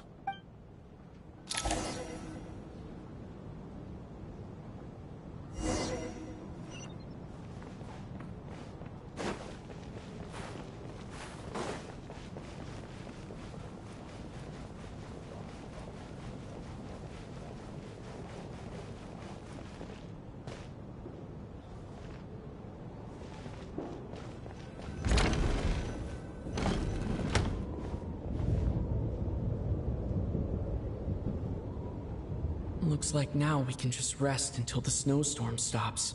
I still can't believe Shram turned out to be a ghost who'd been in the theater for hundreds of years. To think he was dead this whole time. What a strange turn of events. Knock knock. Huh? Knock knock. You know the door isn't closed, right? You don't have to knock. Think of it as a signal then. When I'm entering someone else's room and I knock, I'm here as Odette. If I don't knock, it's Lelik. Thanks. So, why did you come to find me? Is there something I can help with? Vodyanitsa said you knew about my secret identity from the start. But when everyone was discussing who Lelik could be, you were worried that revealing what you knew would be unfair to me, so you kept it to yourself, right? Yes. I'm extremely grateful for that. It's nothing. I mean, you didn't hold what happened with Signora against me, so I should thank you for that as well. Actually, there's something else as well. I found myself in a situation similar to the one you were in when you helped conceal my identity, so I thought I'd come and ask you for advice. It's about Mitia. Before all of this, the last time I saw him, he was dead. As I'm sure you know, my goal as Lelik was to stop Project Stuja. Well, when I found out the tech lead for the experiment behind Project Stuja was Mitia, I immediately started planning to track him down and threaten him to back out.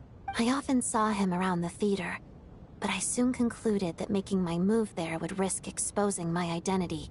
So I decided to infiltrate the Armory Palace and go directly to his lab. That way, the threat would be much more effective. Well, I suppose there was a bit of luck involved. But I am a Fatus, so I already had some familiarity with the building's layout. But when I finally made it to his lab, Mitia seemed to be dead. I checked his breathing and his pulse. He had no vital signs whatsoever. I'm certain of that. I thought maybe another anti-Project Stuja activist had beaten me to it. and chosen a much more brutal method. So I made myself scarce. That's why you were so on guard around Mitya that first night here. Yes. When I saw him sitting in the audience during the performance, I could barely contain the shock. To me, it was a miracle. Somehow, he'd come back from the dead. But then, the murders started happening and things got so complicated that it wasn't really at the front of my mind. That is, until Mitya himself said there must be a dead person among us. Then, I couldn't ignore it any longer. And yet, you thought that bringing it up right away would single Mitya out. Just like when everyone was suspecting Lelik. Exactly. I thought there could be something I was missing. Besides, we soon figured out that Mr. Schramm was a ghost. And we knew there was only one extra person. So we thought he had to be the one.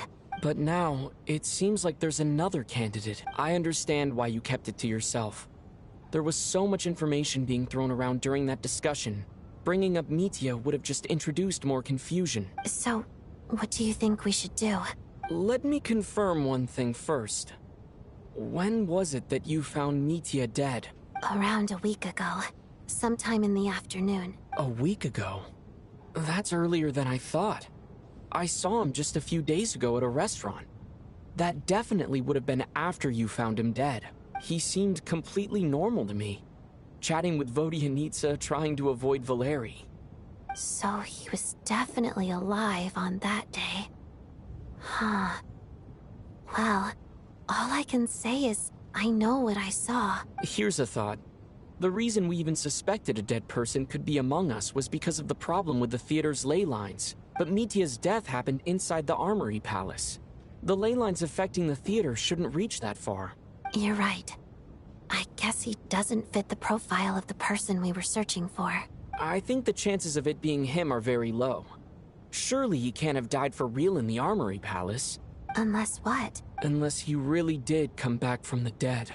You're right. Do you think we need to disclose this to the others? Huh, what's this? A private meet and greet? Where do I line up? That's not... Well, I was just making the rounds. Thought I'd try to lighten the mood a bit. Vodyanitsa's handing out food if you're hungry.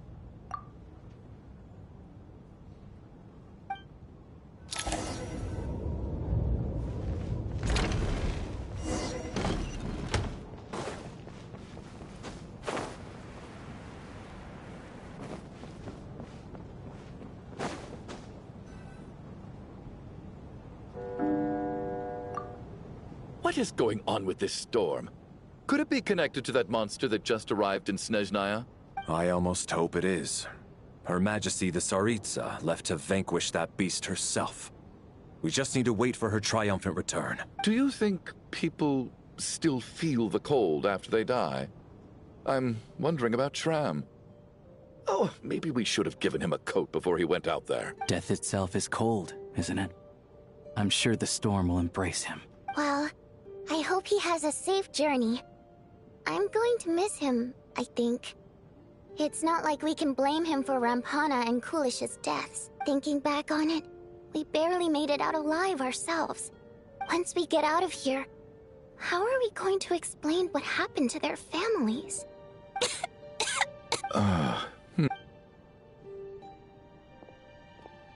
Are you okay?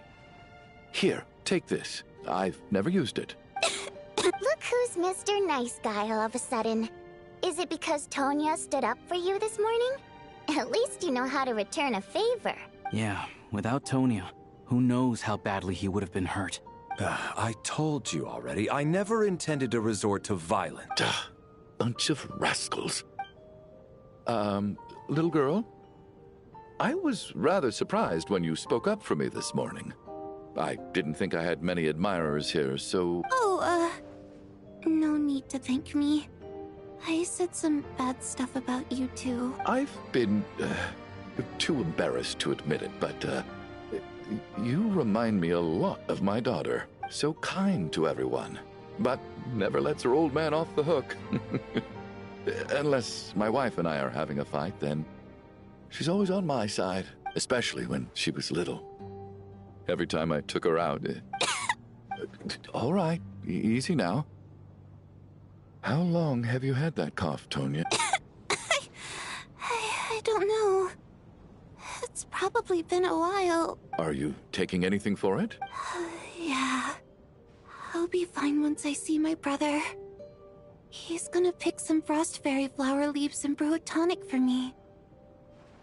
I'll feel much better once I drink that. I see. That's good to hear, then. We should probably discuss arrangements for tonight. Now that the deceased has left our midst, there shouldn't be any more incidents. However, out of an abundance of caution, I'll keep watch. Shouldn't we take shifts? I can take one if needed. No need. I managed to get a nap in earlier, so I have plenty of energy right now. After all the tension of the past few days, everyone else should just focus on getting a good night's sleep.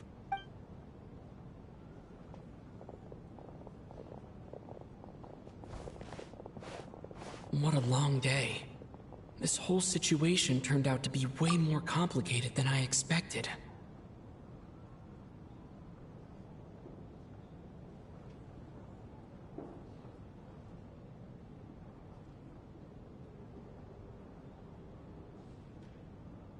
But Valeri's right. I should just try to calm down and get some rest. The last thing I want is to give myself nightmares.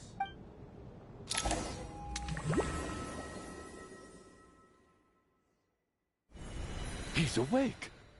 He's awake! Get over here, you big lug, and take a look! If you must call me something, call me Mr. Door. The Black Mist is coming. You need to go. Are you all right? Can you walk?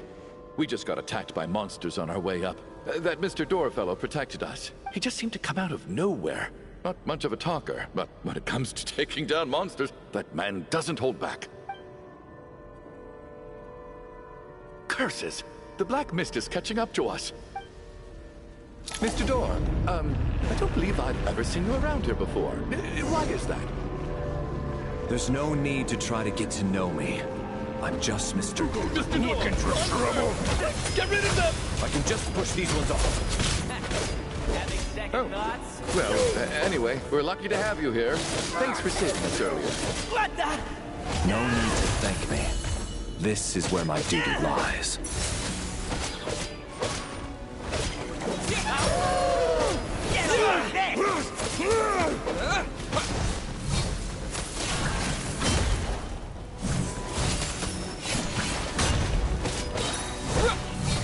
Condemn! Encase! Having second thoughts?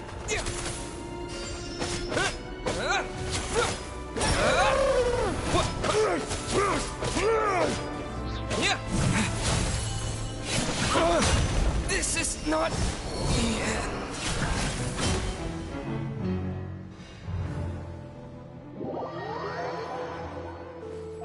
What the? Who's looking for trouble?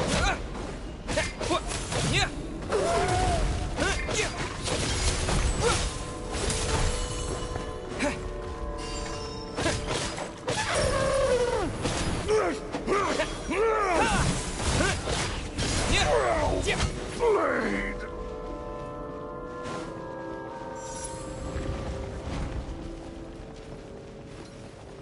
So we're doing this the hard way. Ready to taste my fists? Cryostorm! Fighting frog!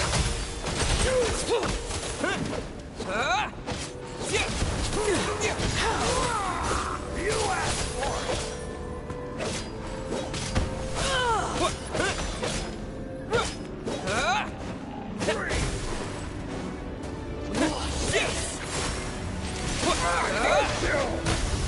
You win this one.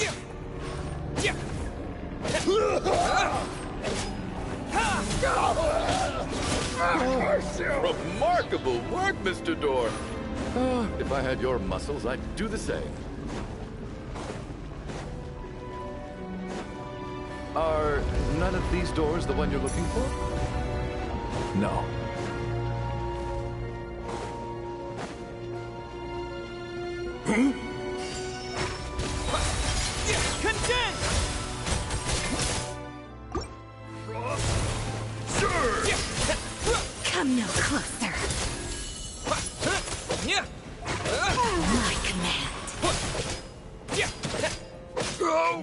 Goodness me! And Kate! Impossible. I'm so exhausted. And the black... Wait, look! There's more monsters down there. Are they coming from within the black mist? No, no! They're gaining on us! Quick, keep going, or they'll be at our heels any second! Mr. Door, what are you doing? We need to get out of here. They're coming! Found it. This is my door. What? You mean you're going to stay here? I am a door. This is where my duty lies. No! You saved us. We can't leave you behind. You must keep going. A door can only keep things out for so long. Oh, you're right. Let's go. We can't let Mr. Door's sacrifice be in vain.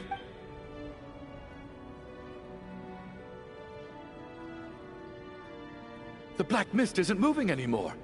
Looks like both the monsters and Mr. Door are gone. I didn't just imagine all that, did I? Surely I wasn't so scared out of my mind that I hallucinated a door. Oh, okay, good. Getting sleepy? Well, looks like we're safe for now.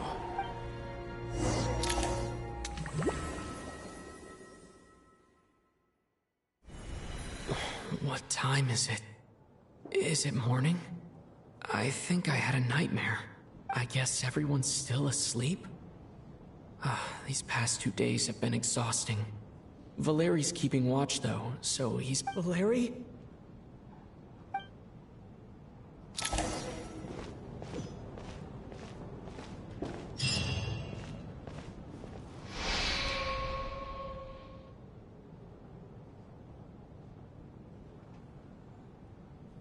Wake up! Everyone needs to wake up!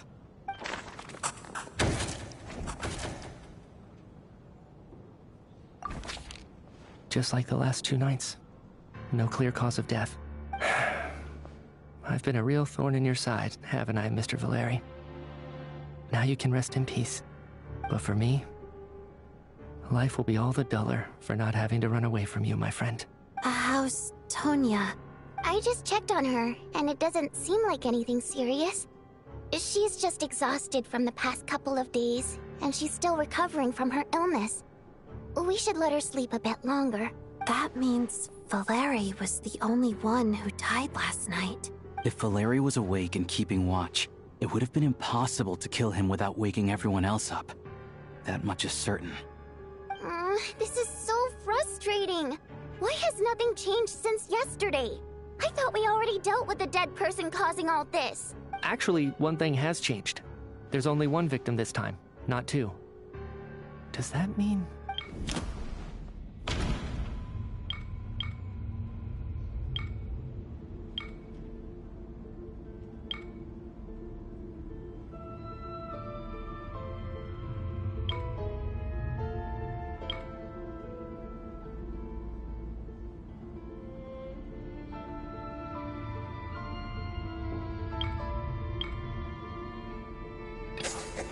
After the deceased Shram left, there was 1 less victim last night.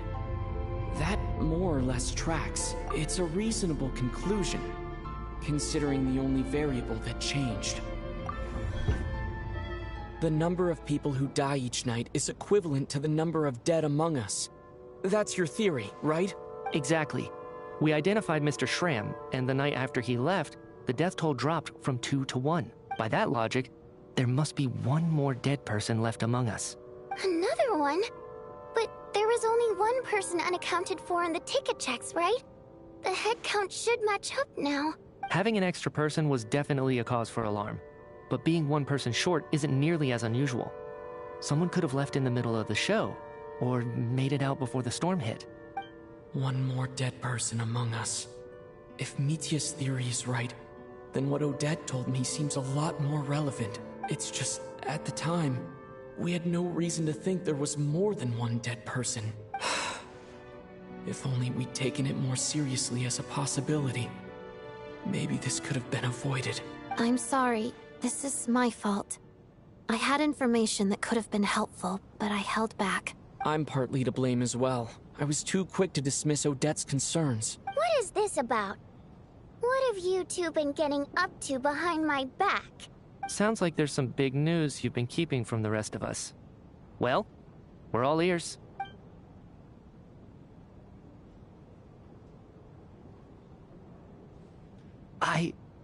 I'm the dead person? Wow, that's certainly news to me. Odette and I talked about it yesterday, but we thought it just wasn't possible, so we left it at that. Yeah, I don't blame you. If I'd been there, I probably would have reached the same conclusion. It just sounds too unbelievable. Let me just try and verify this. I just scoured my memories trying to think back to the afternoon Miss Odette mentioned, but I honestly have no recollection of dying. That's where I'm different than Mr. Schramm. Having seen Mr. Mitya a few days ago myself, I also find it hard to believe he could be the other dead person among us. Well, if it isn't Mitya, then who? If you don't mind me asking, Traveler, I believe you mentioned that you know Tonya's brother. Had you ever met her before all this? No, never. Wait, are you saying... Now just 1 minute. I know where this is going. You can't just randomly point a finger at anyone you want. You're in the hot seat, and all of a sudden you want to divert our suspicions onto somebody else? Trying to pick a fight, Mr. Chuganov? Whenever you open your mouth, all you do is attack people, and I've had enough of it. If you don't want to engage in a civil discussion, you can shut up. You little brat! Did Mitya ask about Tonya because he suspects her? I suppose I only identified her by age, and nothing else. I'm just saying, you're going around casting suspicion on people for no reason. How could Tonya be dead? I can vouch for her, if nothing else. I've seen her before. She's the sister of that Harbinger, isn't she? The one called Child. Oh, really? You're telling the truth? Since being here, I don't think I ever mentioned she was Child's sister specifically. Does Chuganov actually know her? If Chuganov can vouch for her, then it can't be Tonya either. In which case, it seems unlikely that there's another dead person among us at all. Miss Odette, could you go over that afternoon with me one more time, when you found me dead? No problem.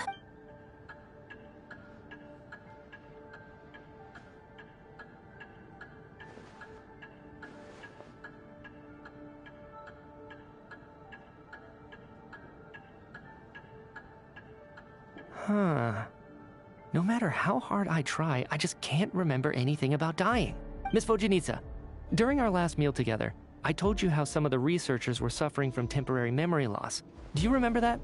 Oh, yeah. You said it was hindering the progress of your experiments. You thought they were just under too much stress or something. Right. And even though I don't remember dying that day, I'm pretty sure I experienced something like amnesia. Some of my memories from that afternoon are missing.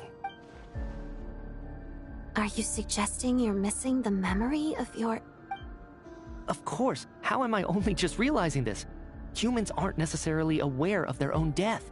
You mean being silently assassinated, or dying in your sleep? Situations like that? The researcher's amnesia. Suddenly it all makes sense. I must thank you, Odette. I think your perspective just helped me reach a breakthrough on a series of issues that have been troubling me for quite some time. All right. It's decided then. I'll be the one to leave today. Oh, leave?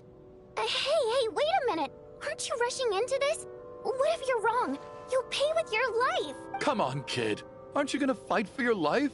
This seems like a rash decision. I have other reasons beyond what's been discussed.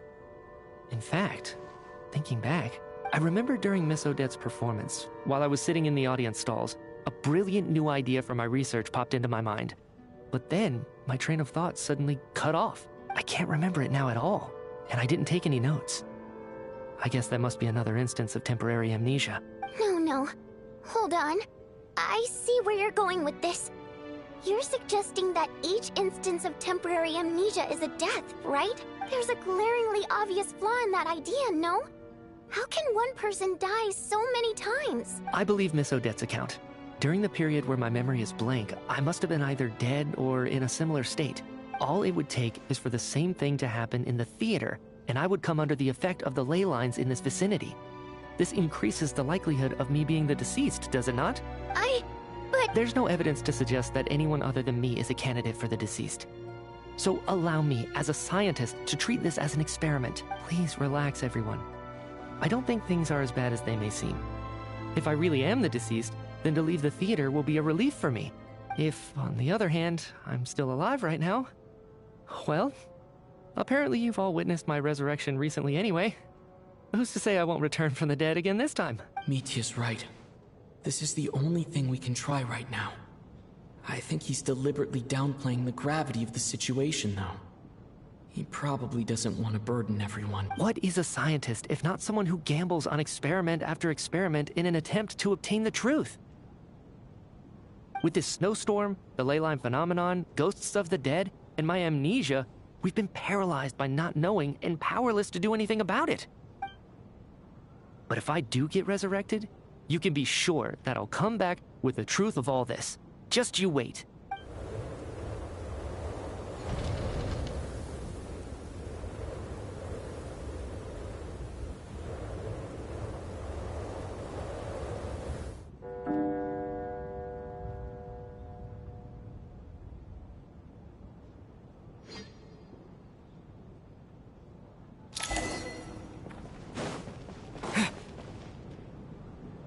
Poor Mr. Mitia.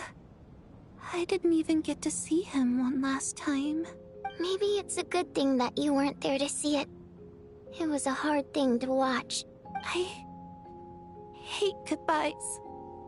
Why does it feel like everyone around me is slowly disappearing? Not just in here, I mean. In the outside world, too. Maybe it's the realization that, at the end of life, everyone has to face it alone. Come to think of it, the main reason we're still alive right now is pure luck. Each morning here, for every one of us, there's the chance that we might not wake up. You could take it a step further and say that the same is true outside, too. Who can never be 100% sure when they drift off to sleep that they'll open their eyes again in the morning? If I make it out of here, I'm going to cherish every moment that I'm awake and live without any regrets. Without regrets? I feel like a strange sense of anxiety has been quietly growing inside me over the last 2 days.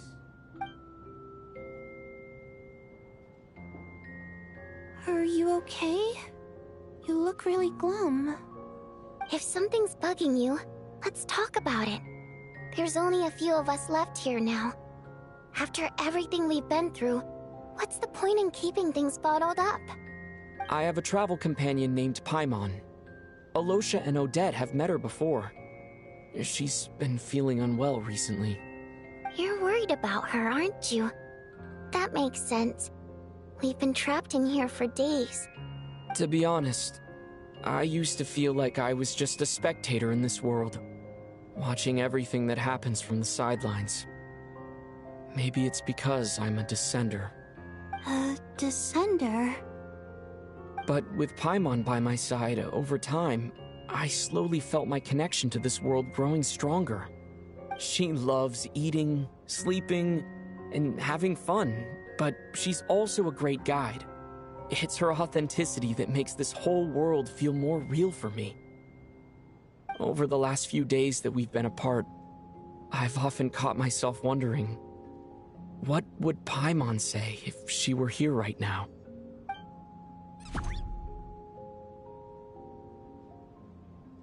But by the time I snap out of it, the conversation has already moved on, and I'm still in my own little world. I'm trying to overcome this sense of detachment, but I really miss Paimon. I guess, in a way, she means the whole world to me. I bet she misses you when you're not there as well. Maybe you're her entire world too. I don't know if this will make you feel any better, but back when the water imps left Snezhnegrad in droves, I also felt like the whole world was suddenly empty. I could be surrounded by people all smiling and having fun, and still feel completely separate from it. So, I totally understand how you feel. Later on, I started to think, maybe accepting the fact that our loved ones won't always be with us is something that takes a lifetime. All we can do is cherish their companionship from moment to moment. So, once we get out of here, you better hurry back to our side as fast as you can. You can't let your story end in regret. That's the trope I hate the most. Thank you. That's exactly what I needed to hear. But Vodyanitsa, if you hate goodbyes too, why didn't you leave with your people? That's just the choice I made. I used to regret it, but I don't anymore. Like I said before, singing is a water imp's primary mode of expression. It's how we convey our emotions. Our songs have echoed through this theater for hundreds of years, each one a story pieced together through moments of joy and sorrow. But does a story exist without someone to read it? To me, the answer is no. So I made the choice to stay. That way, there would still be someone left to sing these songs and listen to their stories. Otherwise, they could have been lost forever. Could you teach me how to understand your people's songs sometime? I want to be able to truly hear them, like Mr. Shram. A fan after my own heart. Thank you, Tonya. How about I sing something for you, and you tell me what you hear? Okay, I'll do my best.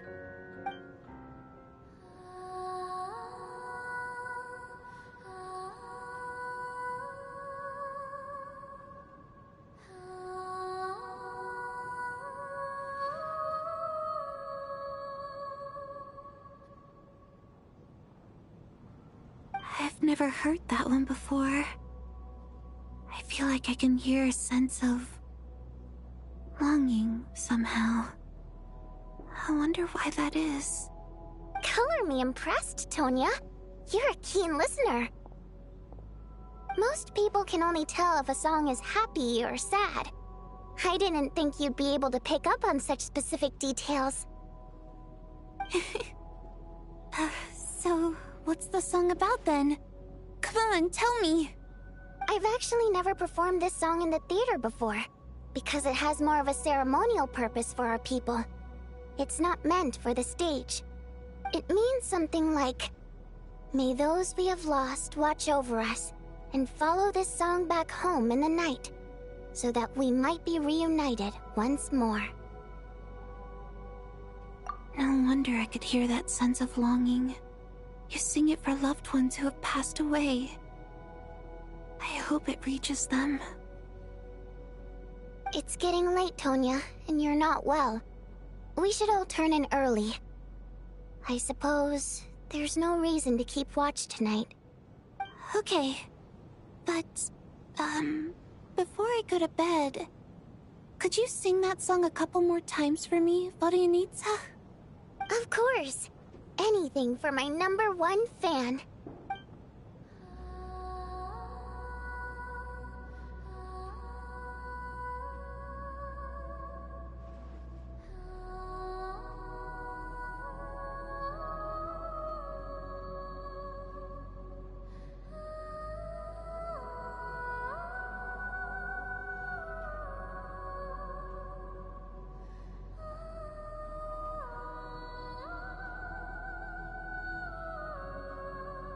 Once I get out of here, I definitely don't plan on ever coming back.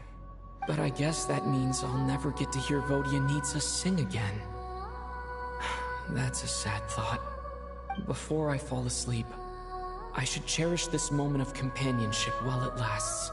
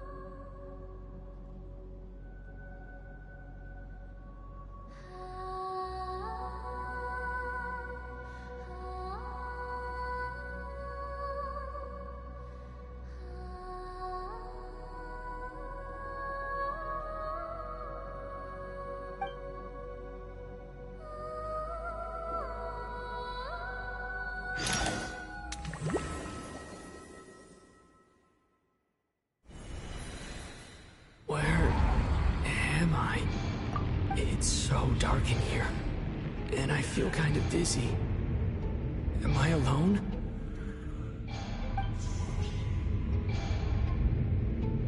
Huh? What was that noise?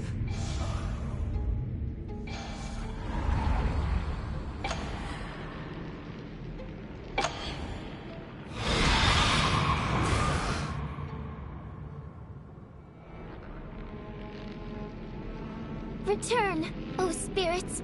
Fulfill your oath of protection.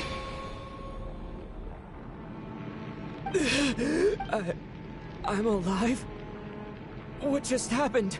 No time for questions. Quick, over here. Turn on the switch. We need to bring back the light.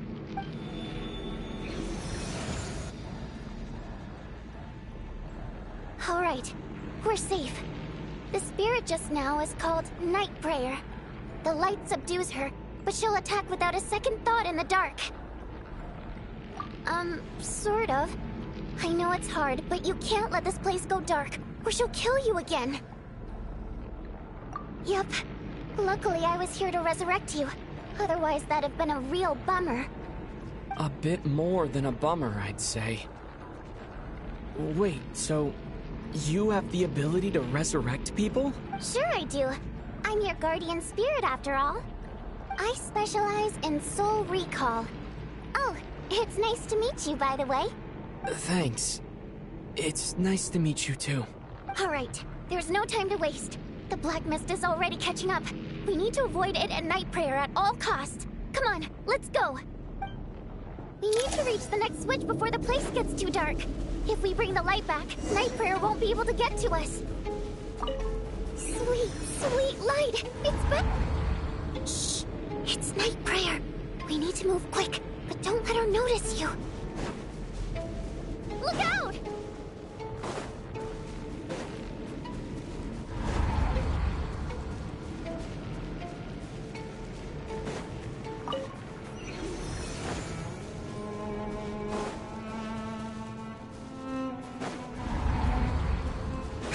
The next switch is over there.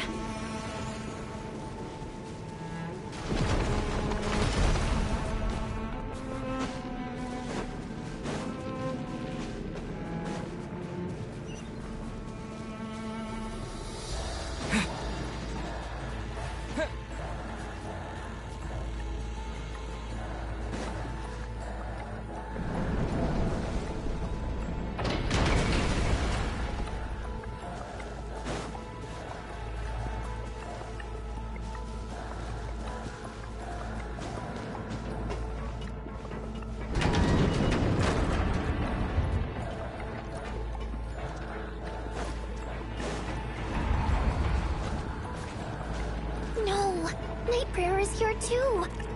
This can't be the only path. Let's head up there and take a look.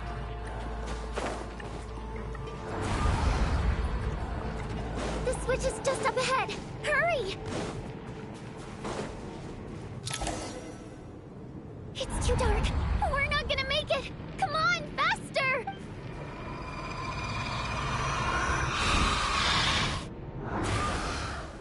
Traveler! I won't let you die like this. Not on my watch.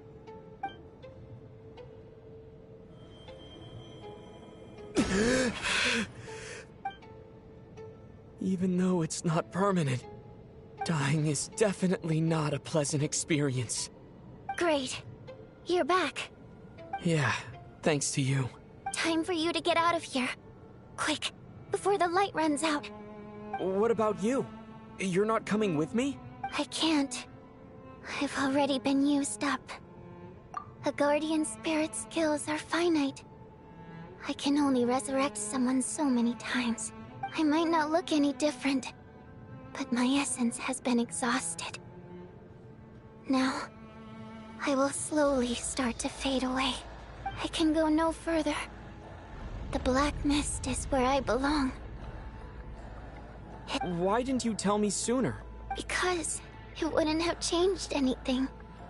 That knowledge would have just burdened you. And a guardian spirit's role is to protect. But... Go.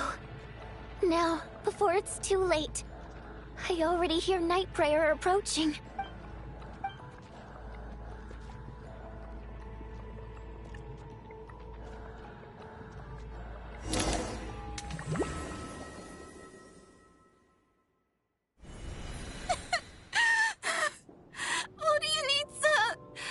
How could this happen?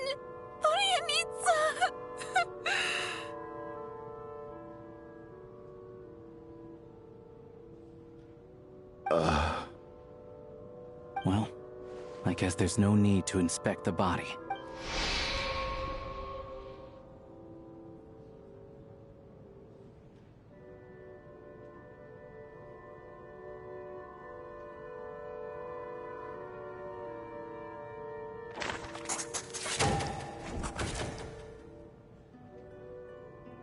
This wasn't supposed to happen.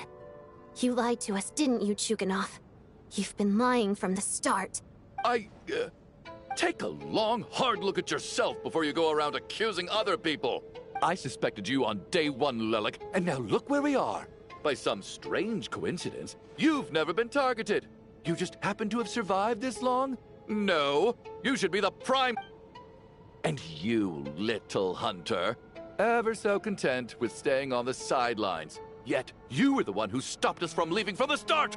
Why are you trying to keep us here? Now you're just lashing out indiscriminately. That's either a sign of anxiety or a guilty conscience. Where was all this passion and bravado before?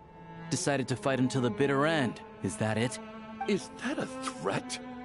Fine, bring it on. You think I'm afraid to die after all this? You want to kill me? Go ahead. I'd like to see you try. After all the trauma of the past few days, everyone's been pushed to the breaking point. Valeri and Mitya aren't here anymore. Someone else needs to step up and take charge. But first, I need to think this through. Considering everyone left, who's the most likely candidate for the deceased?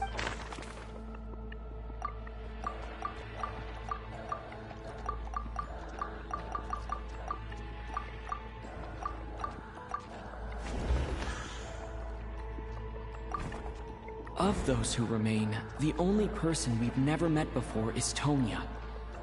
There is room to doubt her true identity. People are easily misled by first impressions. Now that I think about it, Child's sister was in fact a label I imposed on her due to my own assumptions. But Mr. Chuganov vouched for Tonya's identity yesterday. With basically no other possibilities left, could it...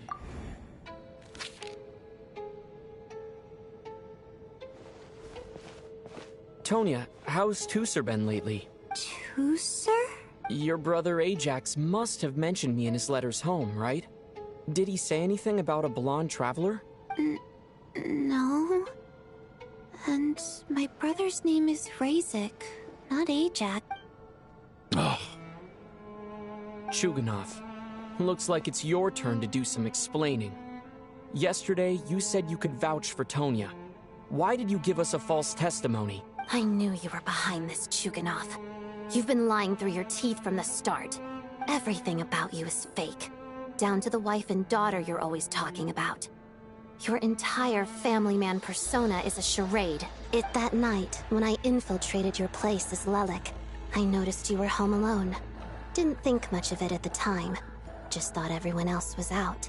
But thinking back on it now, that doesn't seem very likely. My guess is, you live alone, don't you? Even that was a lie? But why would he lie about having a family? Curses! Oh, why is there no end to this blasted snowstorm? If it would just stop! I think I remember now. I know how I ended up here. It feels like a distant memory. But at the same time, it's just like it was yesterday. The reason I'm always coughing is because I got sick with frostbite. The locals usually call it the snow cough. It's not a very common illness. It's partly genetic and partly caused by the cold climate, but it can be fatal. They sent me to the hospital as soon as they found out I had it. And I spent so long long lying there in that hospital bed. After a while, I felt myself growing weaker and weaker. Nothing seemed to be working anymore. Neither the treatment that the doctors were giving me, nor the medicine my brother was brewing from frost fairy flower leaves. So one day, I told my brother that I wanted him to take me outside for once, so things could be like they used to, just for one day. I wanted to meet loads of friends, experience new things. He agreed.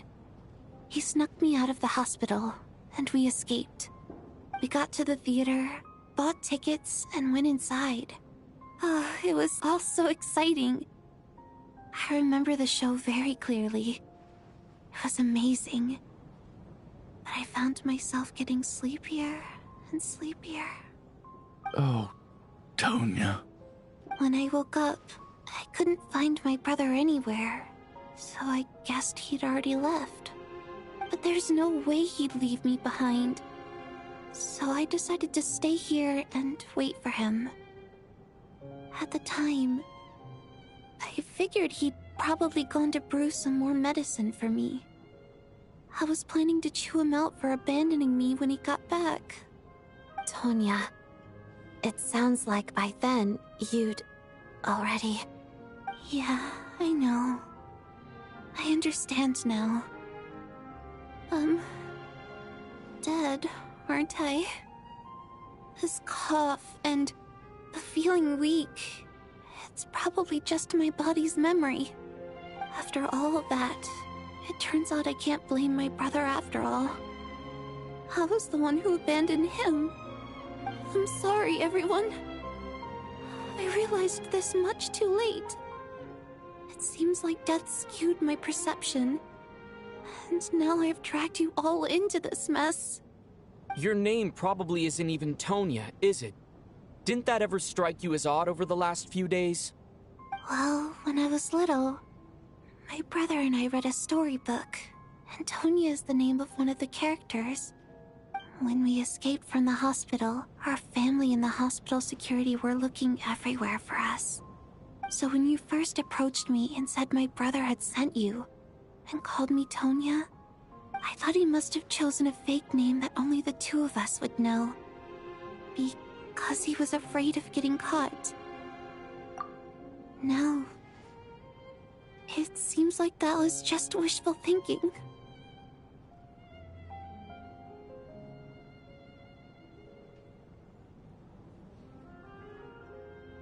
At least your memory of death isn't painful. That is a small comfort. Now it's your turn, Chuganov. Talk to us. I believe no lie is ever told without a reason. You're right. I was lying. I happen to know that the Harbinger child and his sister Tonya managed to get tickets, so I lied to you and pretended I knew them. And yes, I was lying about my family too. The truth of the matter is, I lost them a long time ago. I just refused to accept reality. And now I've spent the second half of my life living a lie. I'm a joke. My daughter's name was Iskra. And before you ask, yes, Iskra, as in Iskra Manufacturing Plant. She also died from the snow cough. She was just 6 years old. If she were still alive today, she'd be around the same age as little Tonya here. After Iskra passed, my wife couldn't bear to face those memories either. So she chose to start a new life without me. One day when I came home from work and saw the empty room, I felt like I couldn't breathe. Subconsciously, I started to imagine that they were still there. I soon discovered that this was the only thing that made me feel any better, so I just embraced the delusion. Nothing more than a pathetic means of escapism, I know. But at least it's not a crime. So explain your false testimony then. The night before last, when I was chatting with Tonya, she mentioned that her brother would brew medicine for her from frost fairy flower leaves. Combined with her various symptoms, I suddenly understood everything, including the fact that she was deceased. The snow cough used to be an incurable illness. I would pick frost fairy flower leaves to brew medicine for Iskra too. It took hours and hours on the stove. But the year after my daughter passed away, the Jester of the Fatui announced that a cure for frost blight, also known as the snow cough, had finally been developed. It turned out that all previous treatments were completely ineffective. No better than random concoctions. That was the final straw for me. I just couldn't take it anymore. Just one more year. One more year, and everything would have been okay. So, more than anyone, I know full well that in this day and age, no one in their right mind would still be using frost flower leaves to brew medicine for the snow cough. Poor Miss Tonya, therefore, had to have been from an era when snow cough was still a terminal illness. So, you projected your daughter onto her? Even though you knew she was one of the dead? That doesn't make any sense. You knew she was already dead. What did you hope to achieve by protecting her? I just don't believe in your crackpot theories. Nor do I approve of your actions. How can you just declare a living person dead and throw them out into that snowstorm? Nitia's gone. My good buddy Shram's gone. And now it's Tonya's turn, isn't it? The others I can make my peace with, but little Miss Tonya, here she is, standing right in front of us, alive and breathing, and fighting her own battles. I just want her to live. Once this snowstorm is over, the very moment it stops, I'm going to march out that door and find someone who can fetch the very best medicine for her snow cough. I'll be damned if I'm gonna let you cast her out into the snowstorm before I have the chance to cure her. Not again. Not this time. Not when the cure is right within our grasp. Mr. Chuganov, stop. I can't let you do this. By the sounds of it, you've known I was dead since the night before last, right? I really liked Mr. Valeri, Mr. Mitya, and Miss Vodyanitsa. And now they're all dead because of me. I'm not happy about that. The reality is, you've been trying to fight your own demons through me. But all you've really done is trap me inside your delusion along with you. No! Listen to me. I want to save you. Well, at this point, I'm quite sure that I'm dead. I don't need to be saved. The time I got to spend with all of you is more than enough for me. Despite all the bad things that kept happening, I got to meet so many interesting people and spend so many days and nights by your side. Since the day I escaped that hospital until now, this has been an adventure I never even dared to dream of. I'm very fond of you all. If it were only possible, I'd trade my soul to bring back the ones who died. If it meant things didn't have to end like this. And that's why I'm not fond of you at all, Mr. Chuganov.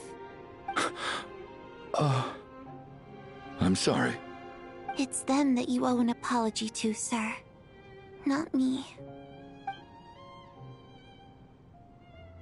Well then, I suppose this is it. It's time for my adventure to end. I've caused enough trouble. You're leaving already? It's still early. Don't you want to stay a little longer? No thank you. Oh, and by the way, my name is Patashka.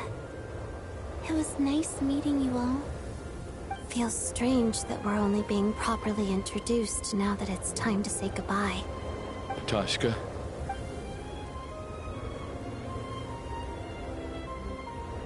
What are you doing, Chuganov? Are you crazy?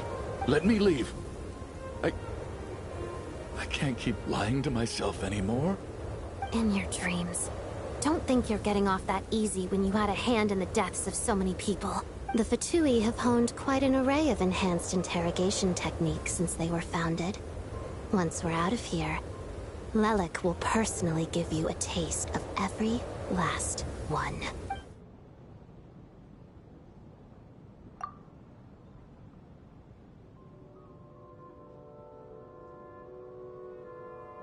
I think we should leave. I doubt this snowstorm is ever going to stop. For all we know, this storm might have destroyed all of Snezhnaya by now. Maybe even the whole world. Wait, we finally solved the mystery of the haunted theater today. Maybe let's at least try to enjoy tonight? Fair enough. I don't particularly feel like dying in Chuganov's company anyway. And yet you won't let me die first. Hey, Chuganov, on a serious note, if we do make it out of here, you should close down that factory of yours. A lot of people are freezing thanks to you. Is this really the time to be discussing my factory? All right, fine. I'll shut it down. Doesn't matter to me anymore. Am I hearing things? Or was that a knock at the door? There it is again. But I don't understand. The snowstorm hasn't stopped, has it? Should we open the door? Is this it?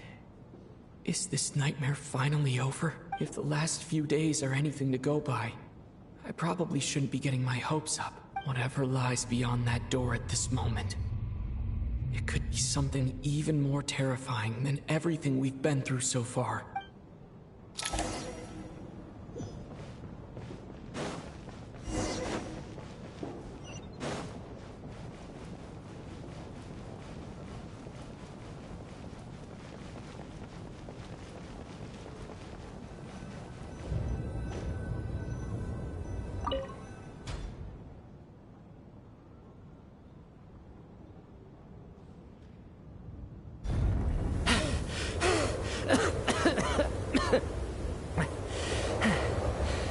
Hey everyone, I'm back.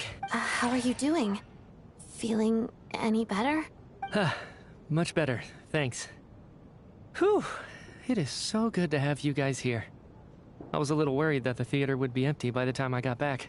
Let me see. Tonya and Vodyanitsa are missing, which means... Vodyanitsa died last night. And then you discovered that Tonya was the other dead person. Am I right? Not Tonya. Pitashka. First, tell us how you made it back here. Given the conditions outside, no one should be able to return alive. You're right. The thing that got me back safely was... a song. I heard someone singing. After walking into the snowstorm, my mind grew hazy. I don't know how long I walked through the storm before my mind completely slipped away. Then, suddenly, I heard the sound of singing. The voice instantly brought me back to my senses, and I regained consciousness. So I followed the voice, searching for the source of the singing. I searched and searched, until finally, just a few moments ago, there was the entrance to the theater, right in front of me. I've actually never performed this song in the theater before, because it has more of a ceremonial purpose for our people. It's not meant for the stage. It means something like, "May those we have lost watch over us, and follow this song back home in the night, so that we might be reunited." What? That must have been Vodyanitsa's Requiem. Who knew it actually worked? That song is meant to guide the souls of the dead. Mitya, that must mean that you... Huh. No kidding. Seemed like I guessed right then. This is what I've been so desperate to tell you about. When I first stepped out of the theater, I was still quite lucid. My memory of it is still pretty intact. I remember the outside world being completely different than what I'd expected. It was like this was a world where only the snowstorm existed. There wasn't a trace of any humans or buildings ever having been there. I don't know how else to describe it, except to say that it just didn't seem like the real world. And as for the Requiem, If I was guided here by Vodyanitsa's song, it can only mean that I must already be dead. And this is my soul, not my body. But I didn't experience a clear moment of death while I was out there. Nor do I feel any different now than before I walked into the snowstorm. You don't seem any different to me either. In fact, this is something I've been wondering about for a while now. If souls aren't physical, shouldn't they lack tangible form? Both Shram and Patoshka were clearly deceased, and yet their souls didn't look or feel like ghosts at all. This raises a truly terrible thought. Is that really what Mitya is suggesting?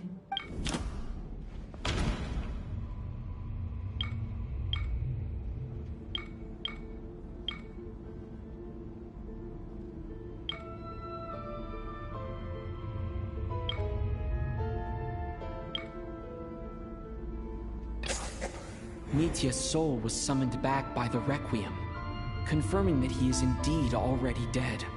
Of course, if even the long-deceased like Mr. Shram can blend in with us undetected, then maybe we've all been dead from the very start. And all of us are now souls wandering the theater.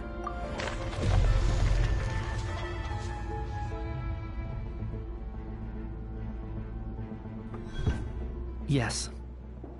I think that this is probably the afterlife. What did you say? You heard me. We died in the theater. All of us did. But due to an obstruction in the theater's ley lines, our souls are trapped here, while an endless, infinite snowstorm rages outside. It's ironic, really. All that time, we were working so hard to figure out who the deceased among us were, when the truth was, we were all deceased.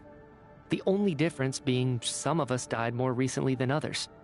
Do you remember that note, "Death is near"? Seems like we misunderstood what it meant after all.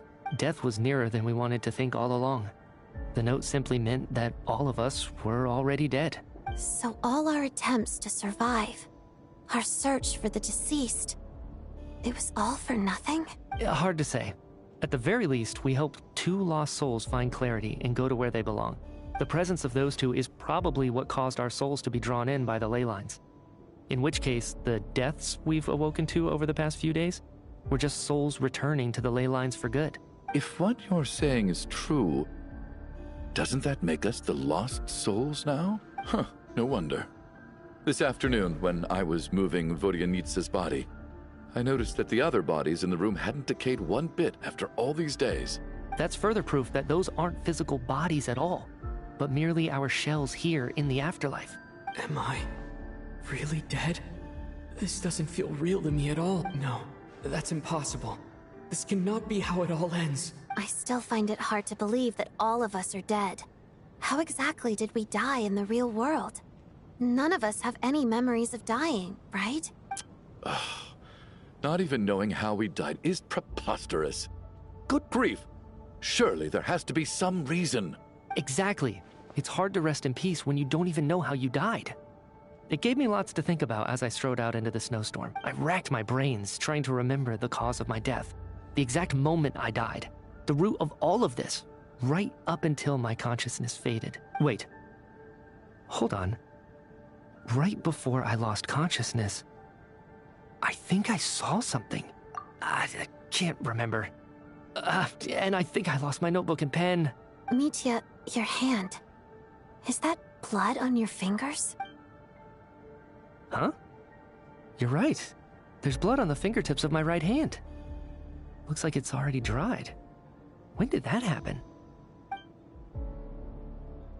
What the? I guess this was what I saw. I must have desperately drawn it in my own blood right before losing consciousness. What's wrong? Do you recognize the symbol? It's Renova, the ruler of death. Alosha, do you still remember that Snezhnayan folktale you told me about? It was about the Grim Reaper. When someone's about to die, he appears as an incarnation of someone familiar to guide their soul into the afterlife. And as soon as you recognize his face, Your life is over. I heard a similar tale when I was little. You think the Grim Reaper in this story refers to the ruler of death you mentioned? That's right. In which case, death is near could also mean that the Grim Reaper is here disguised in a familiar form. Death, the deceased, and the Grim Reaper?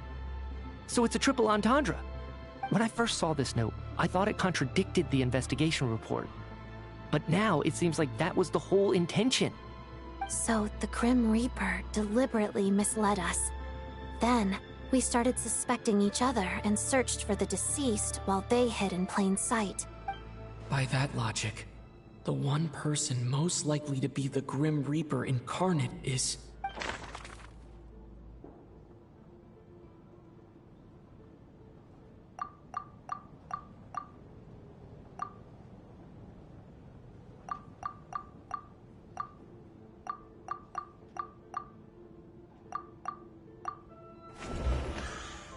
Identifying the Grim Reaper is a major decision to make. Identifying the Grim Reaper...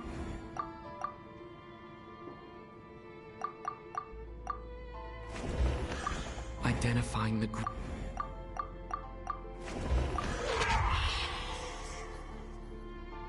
No doubt about it. It's Alosha. Looking back at how everyone has acted over the past few days, Alosha is most likely the Grim Reaper lurking among us.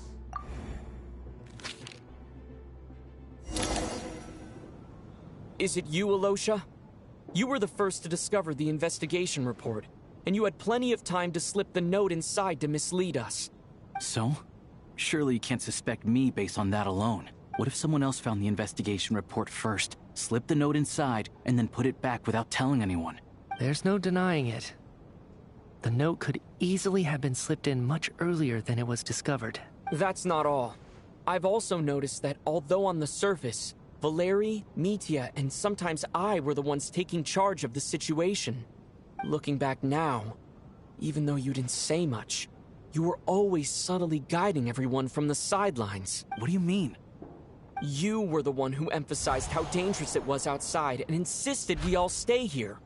It was also you who suggested that we all sleep in the same place. And earlier today, you tried to convince Patashka to stay. I don't understand why, but it was out of character. So, you didn't understand my intentions, and now you're assuming the worst. Seems pretty unreasonable if you ask me. He still won't admit it. Fine. Let's see how he responds to the most damning evidence of all. The biggest question I have right now is, if the Grim Reaper is impersonating Alosha, then where's the real Alosha?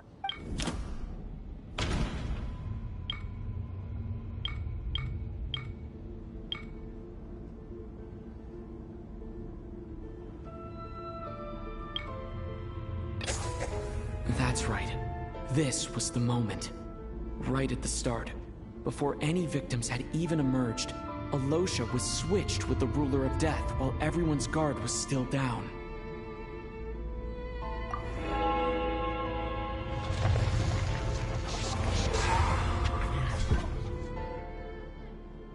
When all this began, right after the performance ended and the snowstorm began to pick up, no one suspected anything unusual. We just assumed we were snowed in. It wasn't until we discovered the bodies the morning after that we realized something out of the ordinary was going on. But it's clear now that the oddities actually started earlier than that, when Dimov walked into the snowstorm and never came back. Right. So Mr. Dimov was the first victim, not Sobolova and Torgov. And if we pinpoint that moment as the beginning of this incident, then one thing becomes clear. Alosha, you are the only person who walked into the snowstorm and came back without the help of Vodyanitsa's Requiem. More precisely, Alosha never came back at all. The one who came back was the Grim Reaper. Not bad. Well, since you've backed me into a corner, I suppose there's no point in keeping up the act anymore. Alosha? You're the Grim Reaper? I am no such tired cliché. Mortals should address me as the ruler of death.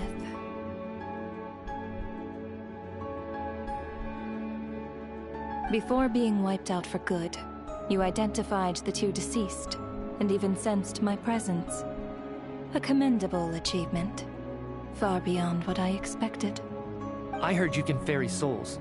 Those deaths each night. Were they your doing? Your initial conclusion was correct. Due to the existence of the two deceased, the ley lines yearned to reclaim those long-lost souls. Every night they devoured an equal number of souls to fill the void. This required no intervention from me. Though, of course, ferrying souls is indeed my authority. Here, take a look.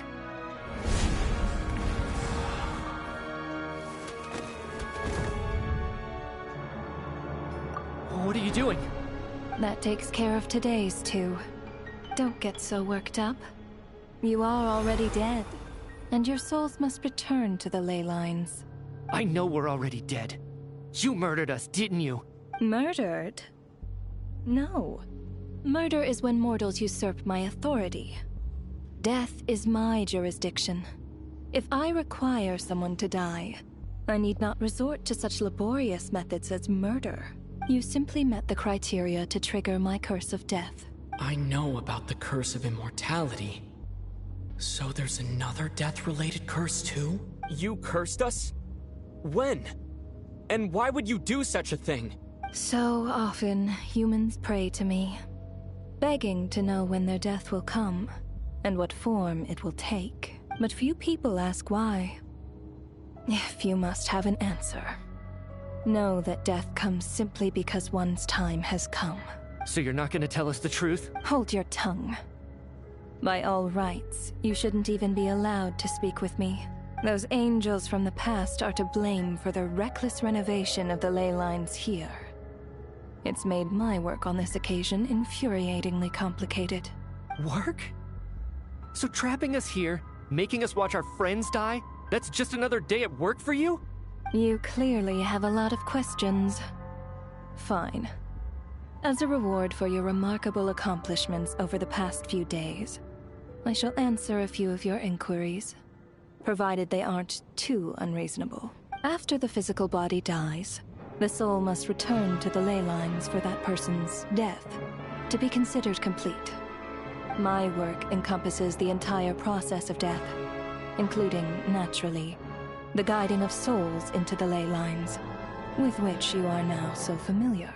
You must also be rather familiar with Natlan's Night Kingdom, I presume? It was I who supported the creation of the Night Kingdom. It provided a convenient means of guiding the souls of Natlan. Here, too, the ley lines connected to the theater underwent some modifications.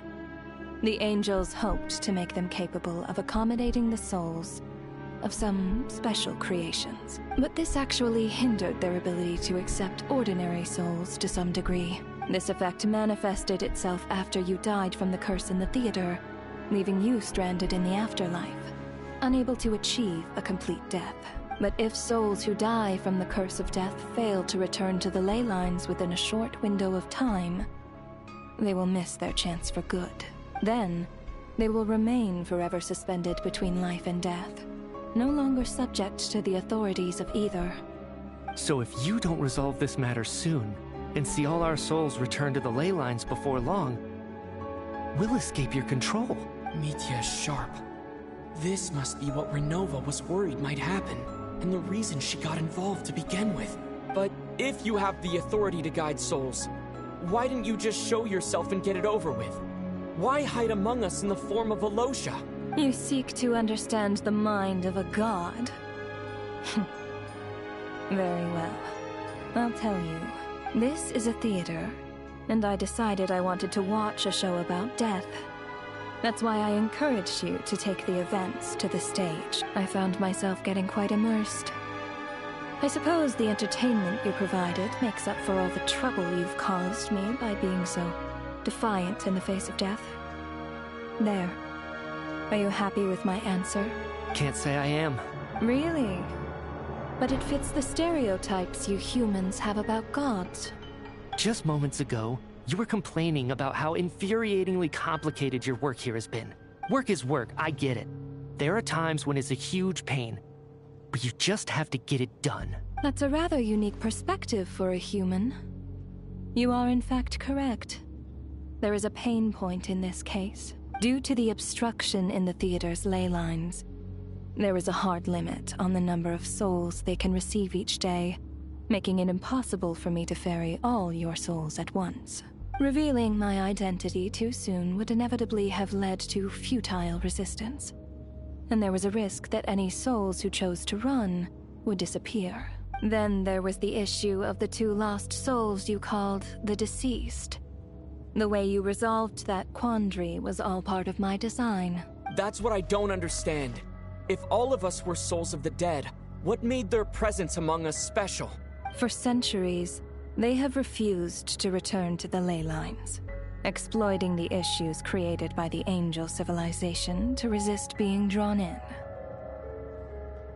Centuries of obsession accumulated during this process.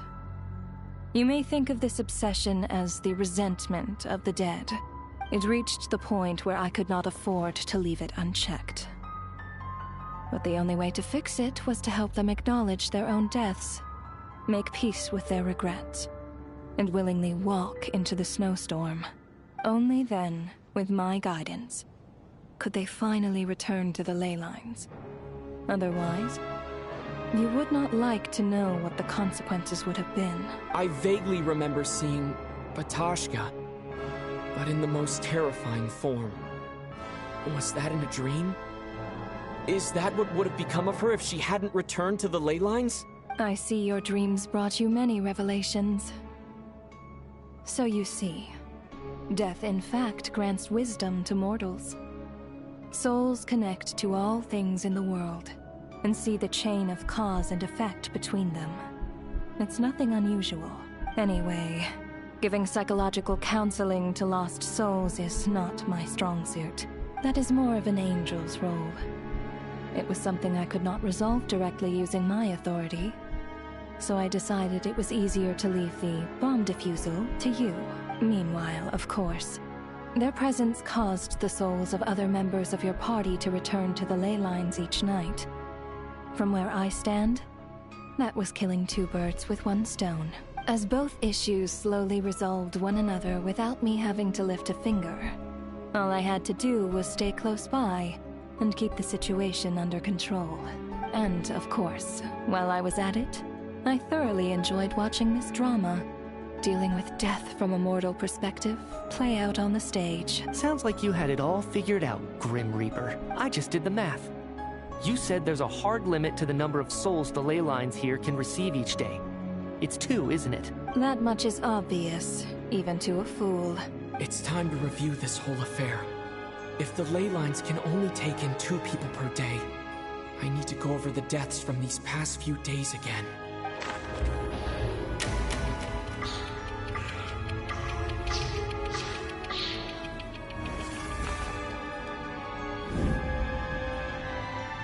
Looking back now, none of us had the faintest idea at the time.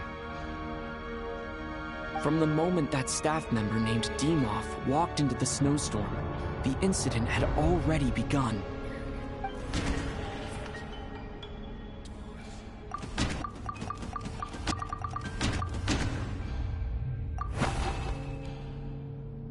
No.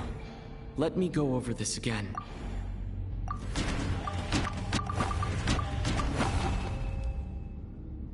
No. Let me...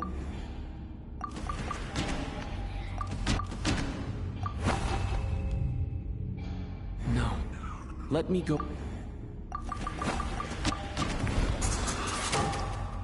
Alosha was the second to walk into the snowstorm after Dimov to investigate. During this process, the ruler of death assumed his identity, making him one of the victims.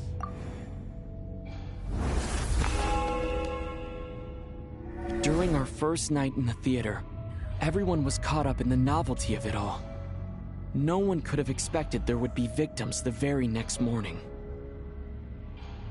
Despite all the confusion, and with the help of hindsight, we finally began to realize that something was amiss with the snowstorm.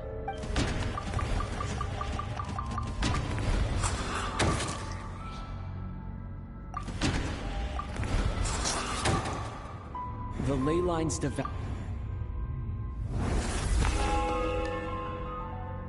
Odette and I spoke a lot that night. 3 people were on watch, but in the morning, we discovered that someone had fallen victim all the same.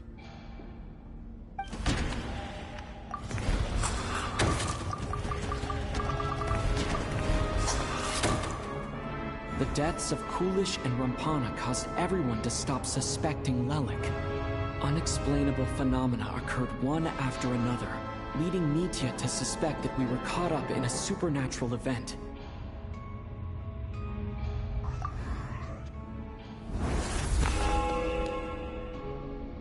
Later, we discovered that there seemed to be an extra person among us, and subsequently discovered the existence of the deceased.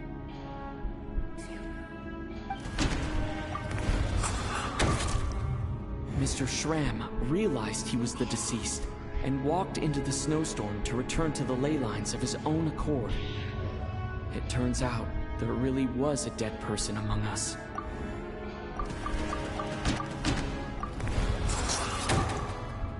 We thought it was all over, but Mr. Valeri's death was a rude awakening for everyone. The ley lines consumed him during the night regardless. A lot happened today. Mr. Valeri's death led us to discover the connection between the number of deceased and the number of victims during the night.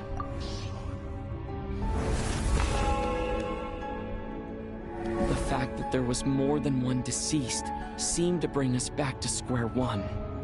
Odette revealed some information she had been keeping to herself.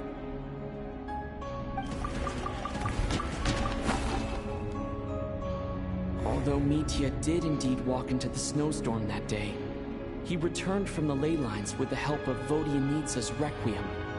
The void in the ley lines hasn't been filled, so let's rule out Mitya for now.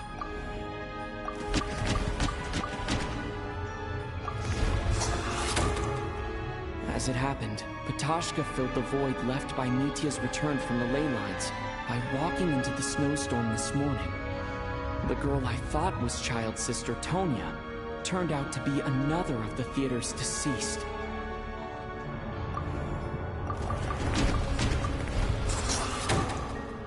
Vodyanitsa was swallowed by the ley lines in her sleep, but the requiem she sang before falling asleep was quite a game changer.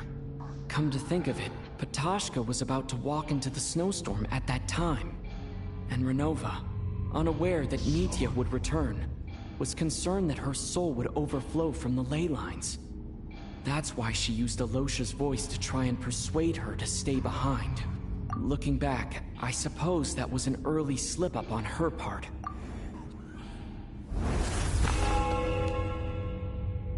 No one could have expected anyone who walked into the snowstorm to return.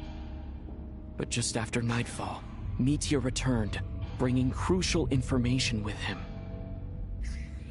Various truths began to surface, including that all of us were already dead, and that the ruler of death was here among us. Then, after revealing her true form, Renova callously claimed 2 souls.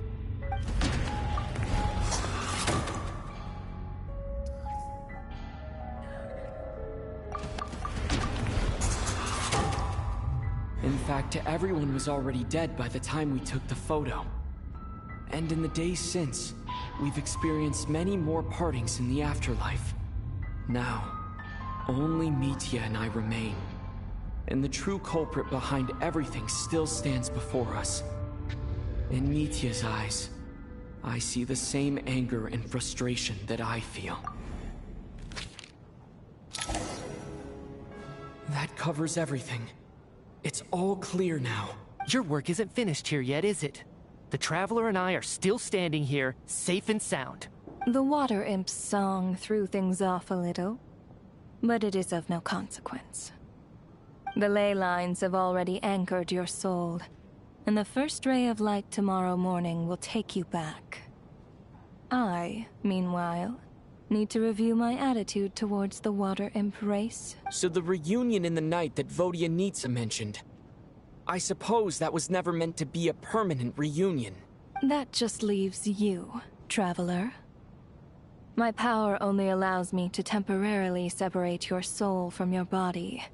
The ley lines of Tevat would not accept you, and your soul is firmly anchored to your body by your will. For a descender like you, who is not bound by Tevat's rules, your death can only be brought through the most violent of means, such as directly destroying either your body or soul.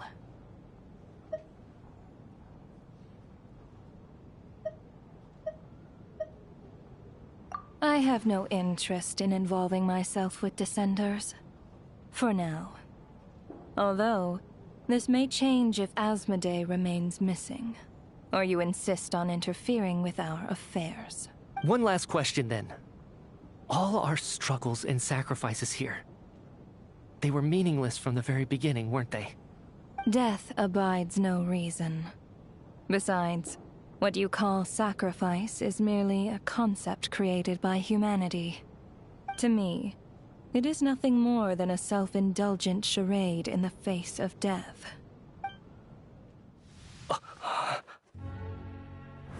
Grim Reaper, you really know how to get on my nerves. I'm not here to ingratiate myself with you. I kill merely because your deaths are necessary. Oh, you've made that quite clear. But humans don't take well to being scorned. Not even by the gods.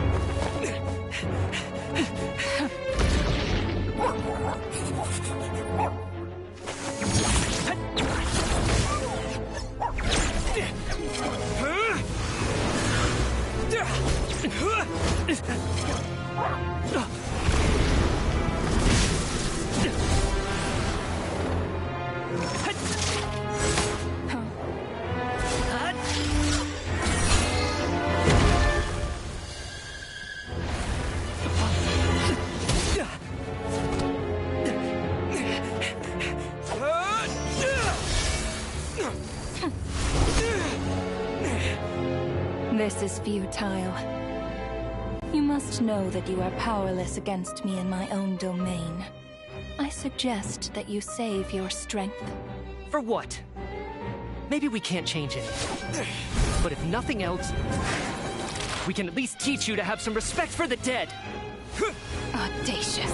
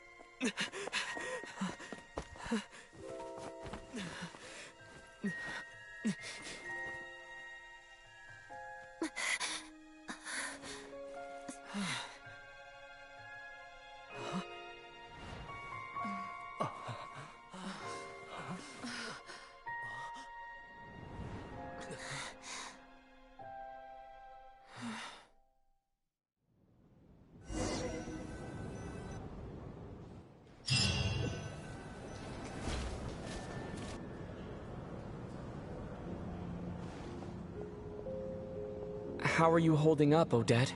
What happened to me? How much do you remember? What do you mean? Is the performance over? I can't seem to recall what happened. Has Odette already forgotten? Mitya? Oh, I'm sorry. I guess I spaced out there for a second. Remind me who you are? Don't you remember anything? Yeah, I remember now, comrade. Looks like we guessed right. Just like me when Odette found me at the Armory Palace. For some reason, everyone killed by the Ruler of Death eventually came back to life. Just with one catch. They forgot what happened while they were dead. Odette and the others have already forgotten everything. Why were you able to remember this time? Could this be the reason? You said this is the Ruler of Death's symbol, right? I don't see anything there. You don't? Huh. Okay, I guess that makes sense. I carved this into my hand in the afterlife, so it's not visible in the physical world. Does that mean I carved this symbol into my soul? What an unsettling thought. Still, at least I get to remember what happened. I suppose it's a blessing in disguise. What about you, though? The Ruler of Death mentioned that you're a descender? Is that why you can remember? A full explanation would get complicated very quickly. But that's essentially it. Well then, now that it's all over, let's figure out what we've learned. The first thing I notice is that everything here is precisely as we left it, right before our deaths. This confirms that time passes differently in the afterlife than in the real world.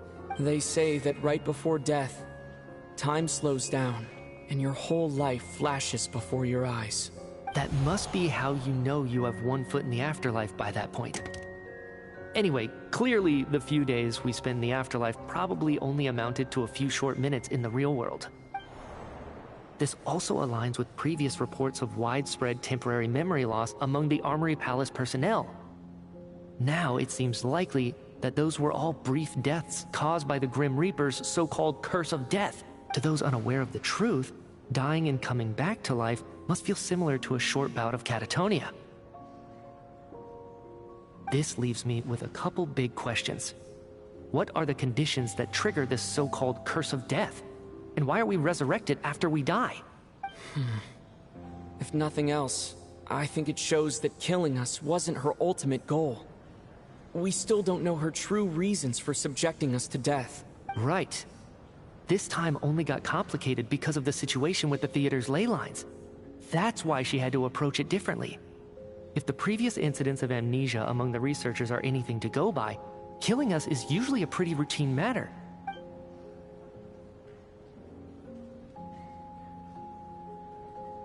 Come to think of it, wasn't I about to note something down before I died?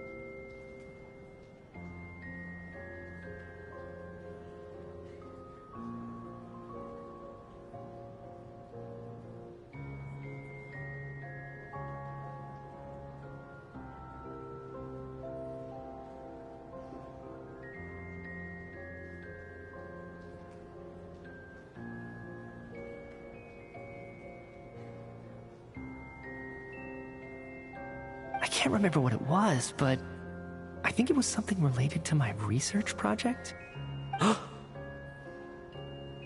Sorry, Traveler. I'll catch up with you again later. Right now, I have to make a trip back to the Armory Palace. Sir, if I may, no one of your description has ever shown up in my investigations into Mr. Mitya's friends. Yet, you two seem very familiar with each other. Could you perhaps tell me where he was in such a rush to get to?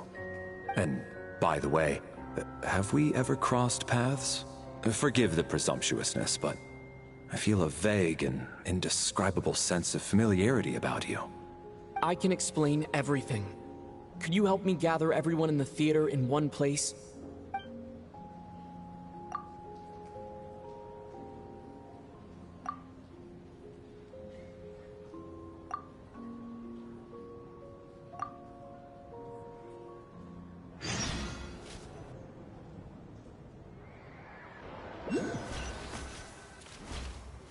So, Chuganov really is going to shut down the factory. I guess this theater incident actually did us some good after all.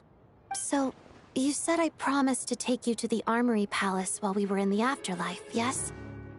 I believe you. I think I even have a vague memory of it. Agreed.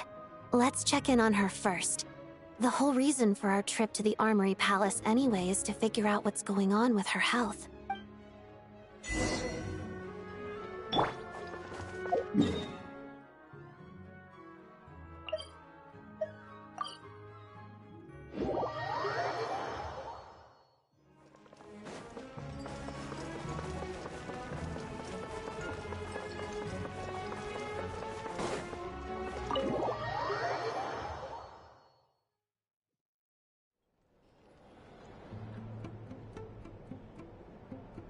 I'm finally back, even though a long time has passed from my perspective.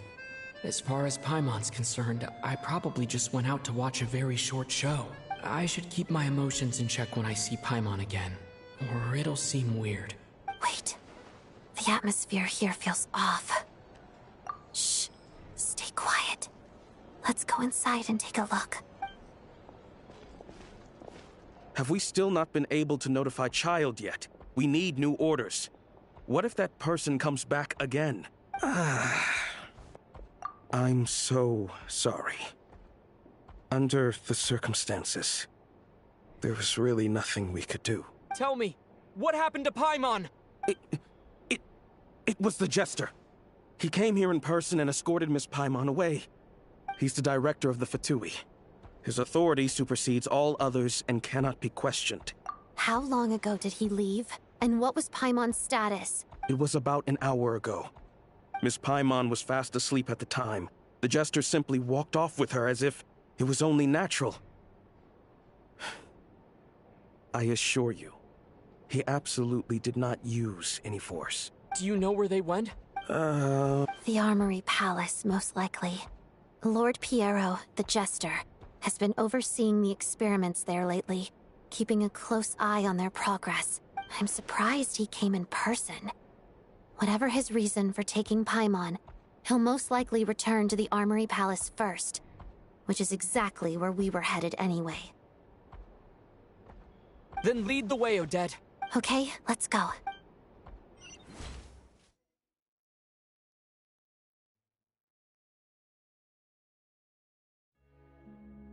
It's just up ahead.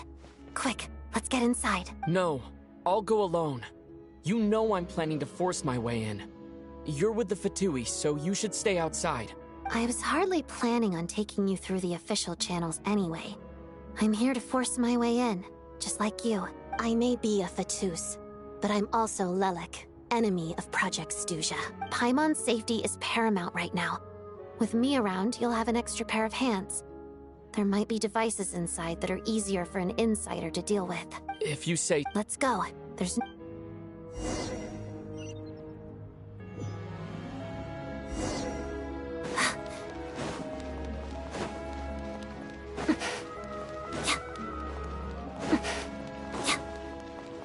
Hey, who are you?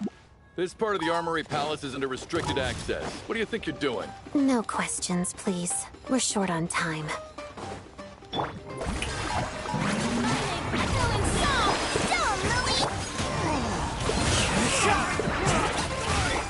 A movement night for all. Still good. Shine like a gemstone! May I present? Walks of the snowflakes.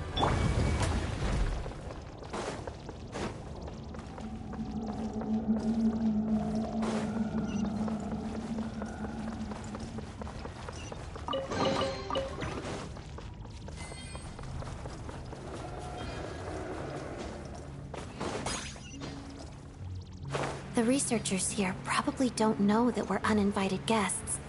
Let's try not to hurt them. Hmm? What's the big star from the theater doing here? That's Miss Odette. She's a member of the Fatui. Don't tell me you didn't know that. Was the whole reason for Project Stuja to support the research here at the Armory Palace? Just what are the Fatui and the Tsaritsa planning?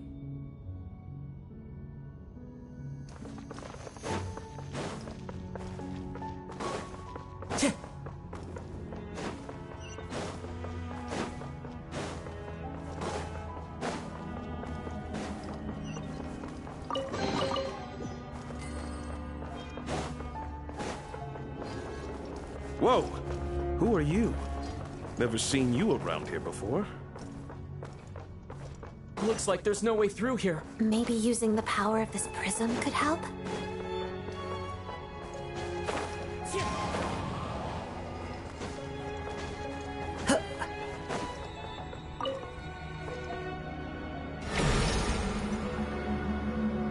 I think I see some images. It's the prism's power at play, causing images of the past to reappear, albeit... Paimon. And the Jester. Is this another scene from the past? Yes. It looks quite old, though. I don't think it happened in the recent past. What's going on here? What happened? The source seems to be the Armory Palace. They must have started some large-scale experiment. Wait, what if this has something to do with Paimon? We need to hurry!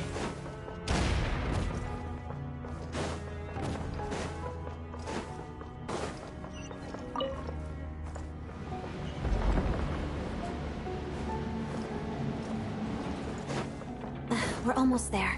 The Armory Palace is just up ahead. Paimon, please be okay.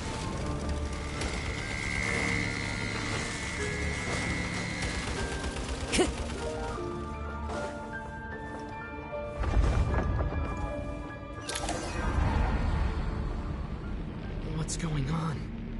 Wait, I remember this. It's the Curse of Death. No, no, not now! Why is the Curse of Death striking again already? Odette!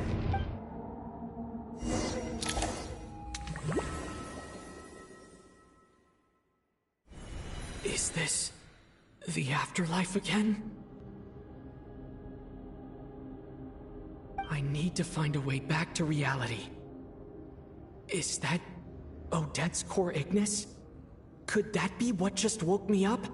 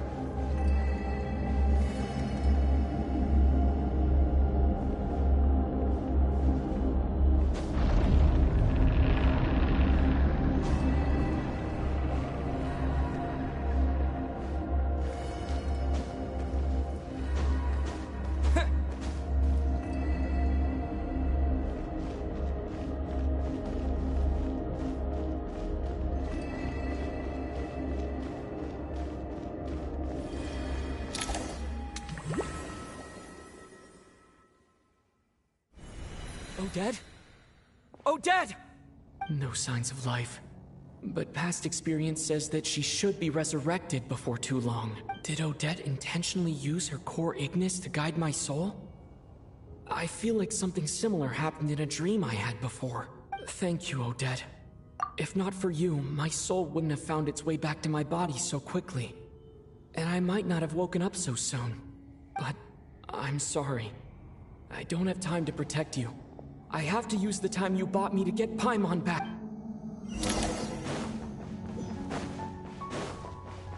Sure enough, everyone here has been affected by Paimon!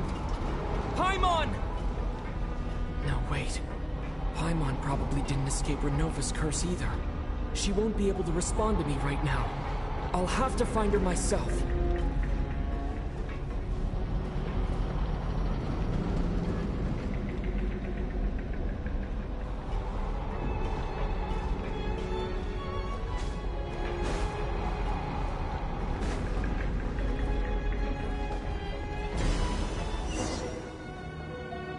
Found her. Paimon really is here.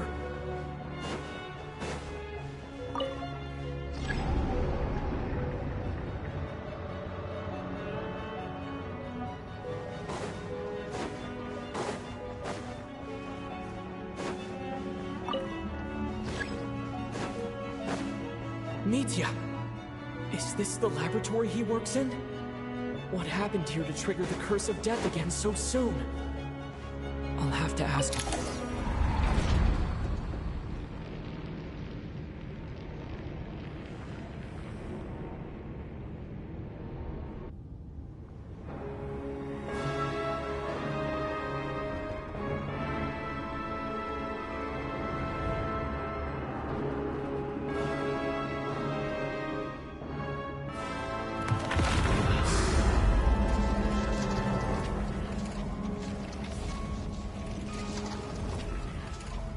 You don't learn, do you? You've already been involved in one mass death, and now you show up at the scene of another. This might have passed for a coincidence the first time, but a second time? Am I to assume you are intentionally interfering in Snezhnaya's affairs? Judging by your expression, it seems that you understand little of what is going on here. In that case, a word to the wise. Do not interfere in Snezhnaya's affairs. A civilization that fails to learn its lesson constantly depletes its own worth. It will one day lose any reason for its existence, and as a descender, you are perfectly suited to be the lifeline to which a dying civilization might desperately cling. Consider your position carefully. No advice needed. I'll make my own judgments. Suit yourself. When the day of reckoning arrives, not even a descender can hope to escape unscathed. The time for resurrection fast approaches. The mortals here are not yet worthy to behold my form. So that will be all for today.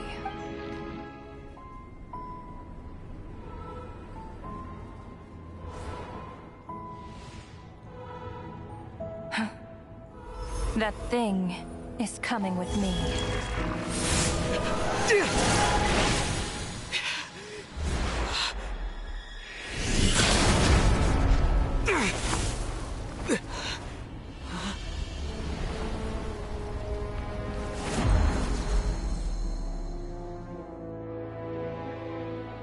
You awoke sooner than I thought. The curse of immortality is stubborn, unable to enter the ley lines, yet not content to remain a spirit. Ruler of death, what do you want? You perplex me. Both you and you. That thing may be a creation of Celestia, but it possesses none of Celestia's power, let alone authority. Your obsession with it baffles me. No matter, the resurrection will soon begin. It's worthless anyway. I'll reclaim it next time.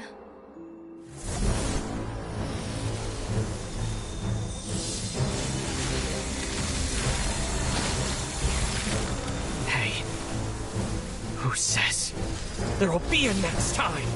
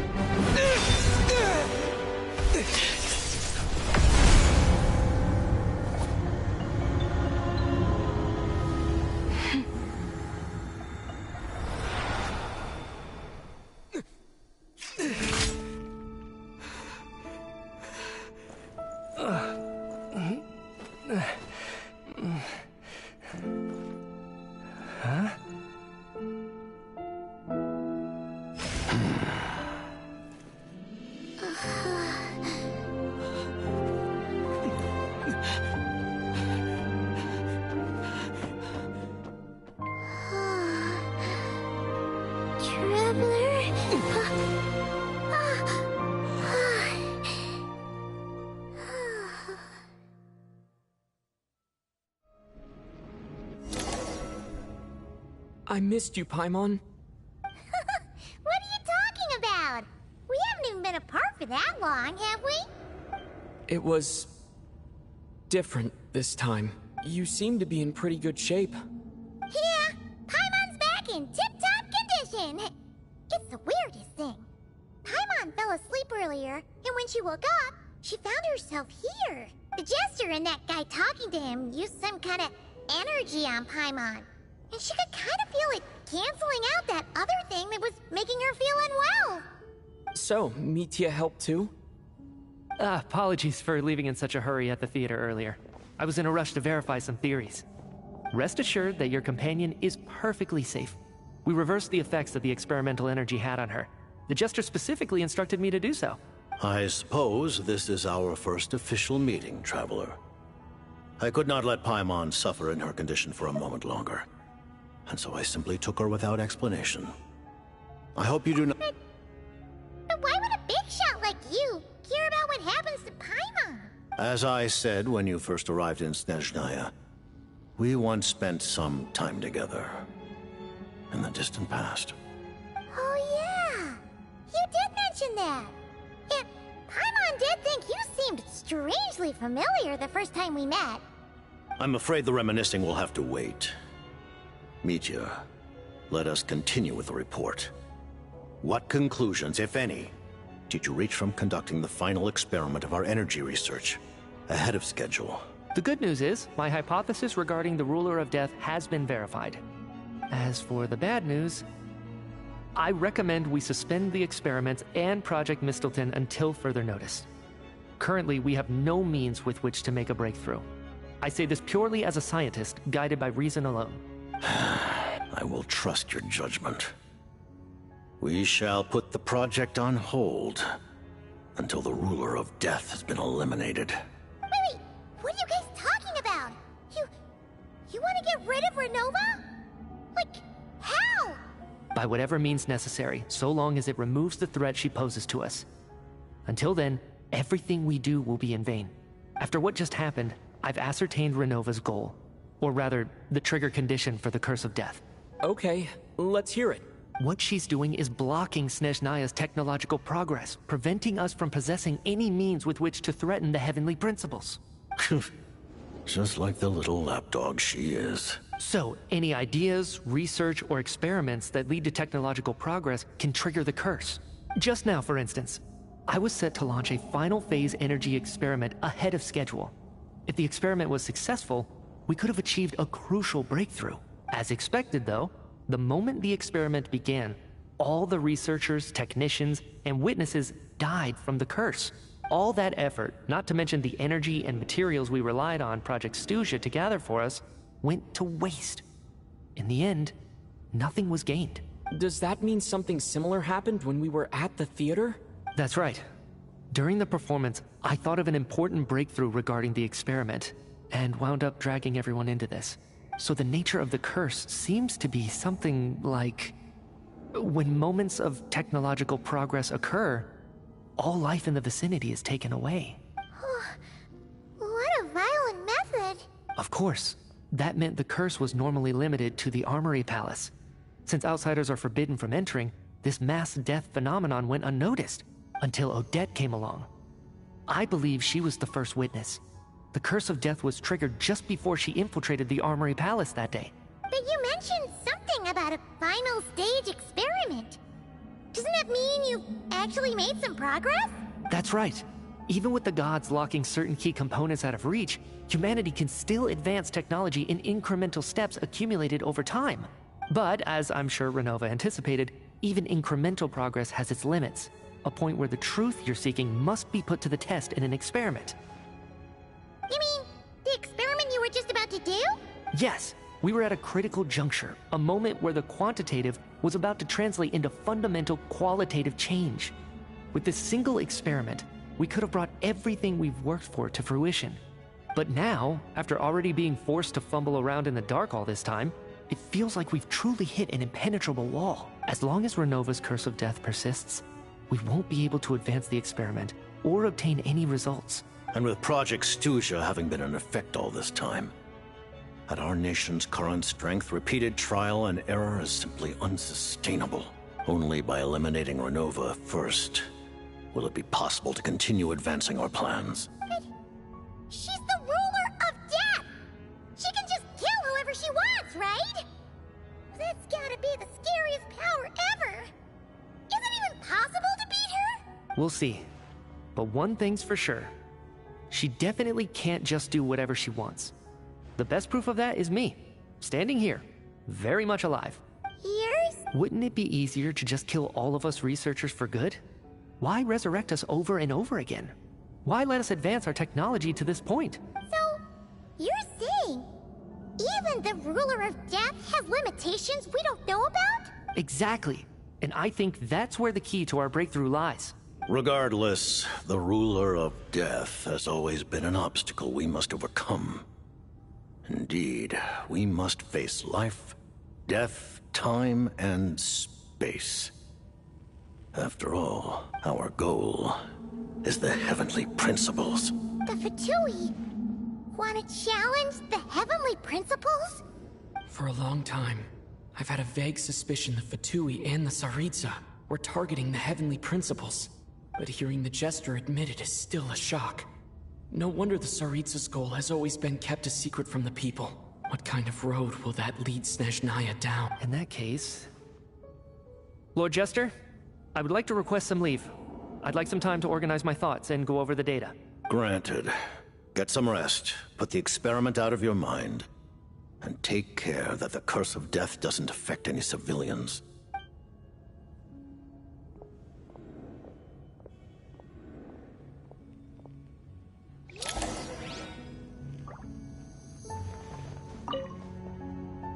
While there is yet time, allow me to offer you my hospitality, honored guest of Snezhnaya. Is there anything you wish to know?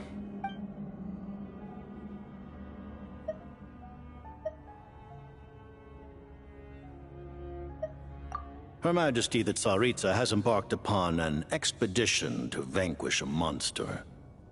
Were it not for this, I imagine she would have been delighted to grant you an audience. Seems like the powers that be in Snezhnaya don't intend to hold my past conflicts with the Fatui against me. The Harbingers have been granted significant autonomy in retrieving the Gnosis. But by the same token, they do not completely represent Snezhnaya's official stance. You read my mind. Speaking of the Gnosis, Paimon's been dying to ask this question since forever. Why exactly does the Tsaritsa want to collect them? Is it something to do with the fight against the heavenly principles?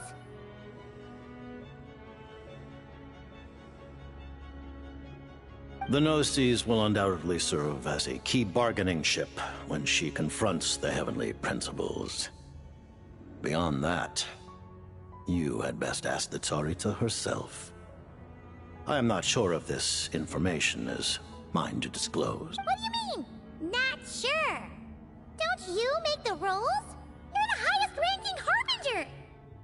Ugh, never mind. Taking on the heavenly principles is something most people wouldn't even entertain in their wildest fantasies. Why is the Tsaritsa so fixated on this? Into that today, civilization is nothing but an illusion. Something whose very existence can be negated at any moment. Our civilization may very well be destroyed in the struggle, but as things stand, the heavenly principles could choose to negate our existence on a passing whim. And we must not sit back and accept that fate. Only by changing the state of affairs, only by overthrowing the heavenly principles, can our civilization truly be said to have taken root.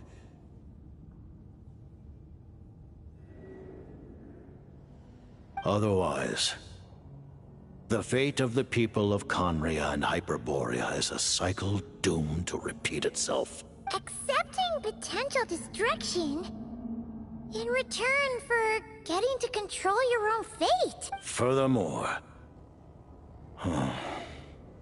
perhaps this is still somewhat difficult for you to understand. Are you aware that all the rules of this world are made up of curses? Huh? All of them?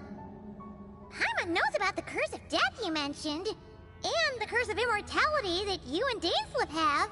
Then the birth of the Hilly Churls, the rules of Natlan's Ode of Resurrection, those are curses too? Farina's long life seems to stem from a curse placed on her by Focalor as well. Yes. Even a god's love for humanity is a curse the heavenly principles inflicted upon the gods. What?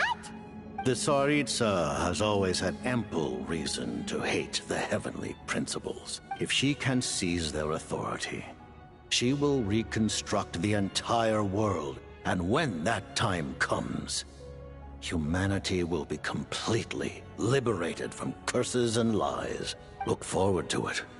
It will be a world beyond your imagination. Though the ordinary people of Snezhnaya may not understand these details, in this frigid land locked in a ceaseless struggle against the environment, in this nation to which the gods have never shown favor, we all believe that standing in solidarity with the Tsaritsa in our shared struggle will surely usher in a new and better world.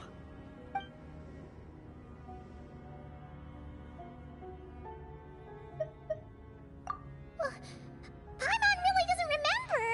He's basically a stranger. You've got to believe Paimon. Allow me to explain. The reason Paimon reacted to the anti-Celestia energy developed by the Armory Palace is because she comes from Celestia herself. More specifically, she is one of its creations. Paimon? A creation of Celestia? Oh, right. I was blinded by anger earlier, but thinking back on it, Renova also said that Paimon is a creation of Celestia. But she lacks Celestia's power or authority. As you know, the lunar fragments in Nodcry were pulled down from the sky using Fatui technology. But the first application of this technology was in Conria, over 500 years ago. I used this technology upon the heavens, and the response I received was none other than Paimon, descending from Celestia. I presented her to the Vinster King, but he took no interest in this gift, nor did it satisfy him. Paimon then took up temporary residence in my palace until, of course, the arrival of the Cataclysm. Wait, Paimon's a little confused. You're talking about things that happened in Conria 500 years ago. You're saying that Paimon doesn't remember any of that? Falling from the sky? Being given away as a gift? None of it! Having lived through the Cataclysm, perhaps you too were burdened with some manner of curse. Although, losing your memories would indeed be the smallest price I've ever seen paid. But it's not just her memory from Conria. Paimon doesn't even know how she spent the last 500 years. She only has memories from the past few years. No matter how hard she tries to remember, what was Paimon like back in Conria? Did she know a whole lot because she came from Celestia? Was she super smart? Unfortunately, when you arrived in Conria, your consciousness was like that of a newborn infant. None could say what kind of being you once were in Celestia. During the time you lived in Conria, your personality was no different from how it is now. Ah, man! Paimon's plan to get her memories back and become super smart is ruined before it could even start. You know, even though Paimon lost her memories, she still feels weirdly close to you for some reason. That must mean you took pretty good care of Paimon back then, huh? On the contrary, I completely ignored your existence. I was entirely focused on my struggle against Troptatir the Wise. But now, as I see it, it is as if you are the only sane thing that survived that era of insanity. And thus, are worthy of protection. Noted. Man, Paimon's gotta stop projecting friendship on everyone she meets. But, Traveler? Even though you know Paimon's some creation of Celestia now, you still want her, right? Oh, phew! That's a relief. Paimon's just learning about this, too. She's barely even processed it.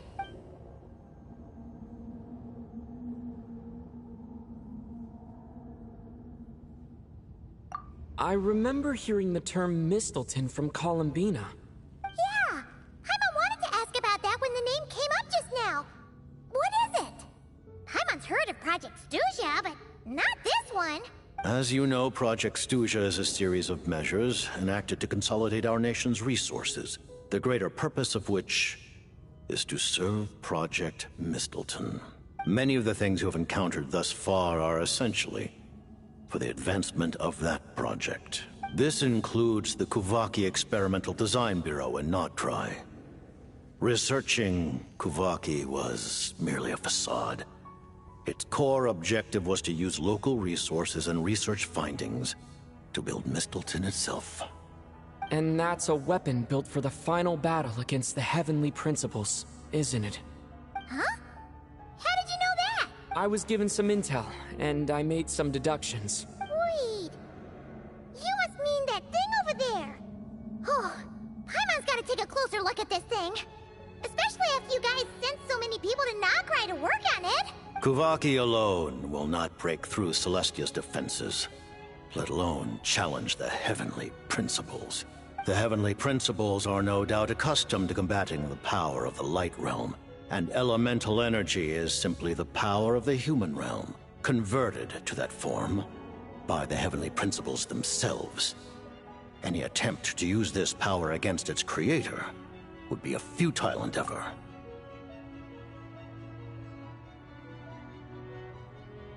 For now, therefore, we have set our sights on the form of energy associated with the Third Descender and the Stellar Linchpins.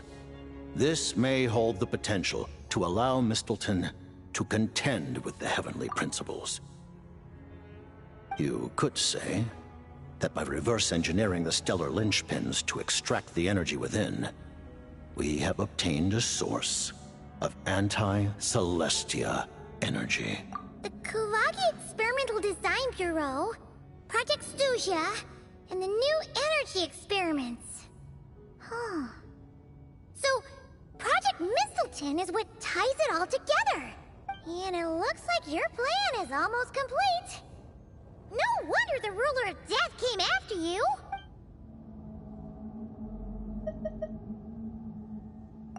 Thank you for telling me so much. I'm a bit surprised, honestly. I didn't expect you to be quite so transparent with me. Given the circumstances, the Fatui need not hide anything from our allies. Allies? To advance Project Mistleton, we must first resolve our issue with the Ruler of Death. And, if I presume correctly, you have no intention of letting her actions go unpunished either. That's right. Ever since she said she intends to reclaim Paimon when we next meet, I figured reconciliation was out of the question. Against an opponent of this caliber, deliberating over our allegiances would waste time we do not have.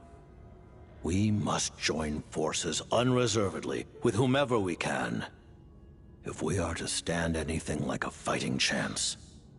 You're going to challenge the Ruler of Death? Just for Paimon? But Paimon's only... Thank you. Oh, thank you. Oh, gee. Now Paimon doesn't even know what to say. Anyway, Paimon's super touched. The Tsaritsa will return in triumph in short order, and the Fatui shall hold internal discussions regarding the enemy. The time for us to meet again will come very soon. Got it. Thanks for your help with Paimon.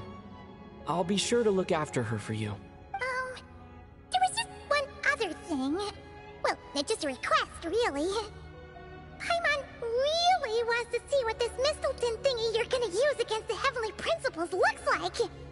Of course, Paimon knows it's top secret and stuff, but she just had to ask. It's okay if the answer's no. Certainly you may. Oh, for real? Actually, maybe it's best not to. What if her Nova suddenly pops up again? She might take this chance to... While the technology is not yet fully developed, it has nevertheless reached the stage where Celestia's creations are unable to damage it. In that regard, you may rest assured. Oh. Wow. No wonder Paimon felt so out of sorts recently, even though it was super far away. Alright then! Paimon's ready to take a sneaky peek at this top secret super weapon!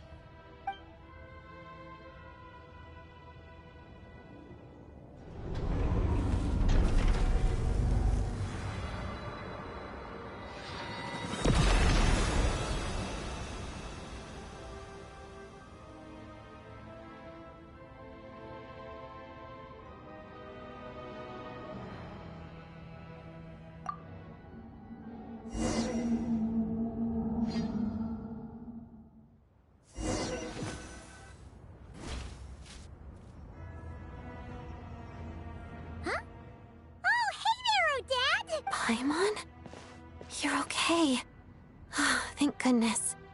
You look well. Have you recovered?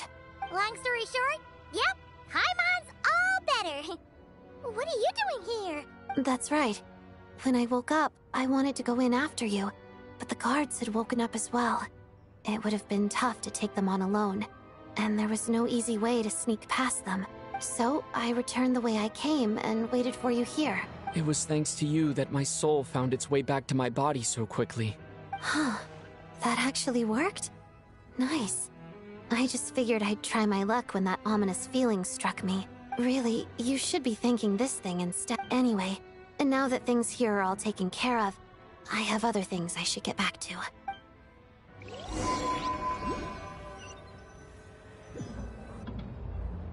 Ah, Director Chuganov, you're back.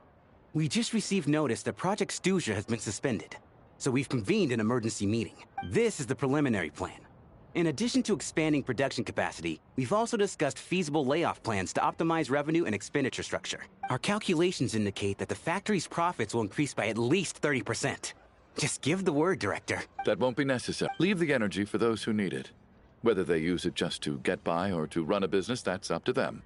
Start preparing to halt production and lay off the staff. Make sure the workers are able to land on their feet and that they are duly compensated. Thank you all for your hard work during this time. Am I hearing you right? Why? After all the tough times we made it through, now is exactly when we should start to turn a profit. I just suddenly don't want to do this anymore. Huh. Does there have to be a reason? Iskra. Dear esteemed members of the Rokat, given the effects of Lelik's radical actions upon our organization's reputation and social stability, a decision has been made to permanently withdraw this codename from use.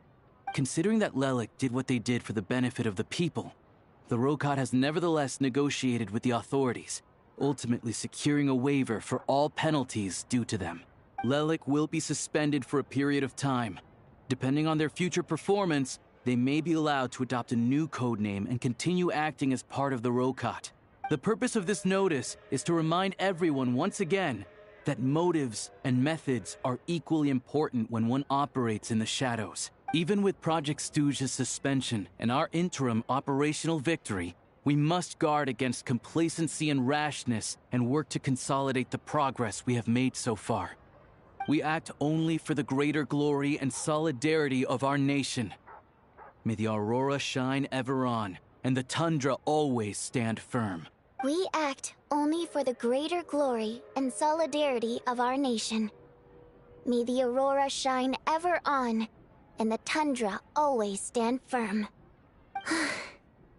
Looks like it's finally over. You mean for us? Just thinking out loud. I've never seen the Snezhna Gradvecha so lively before. I never once thought I'd come here.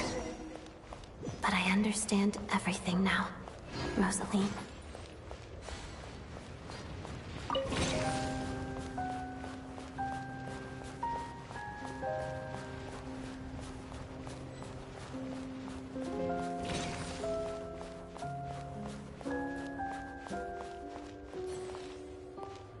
I've seen Spirit Seeker performed many times, including by your mother. Why do you bring that up all of a sudden? Even though the choreography is always identical, every dancer finds a way to make...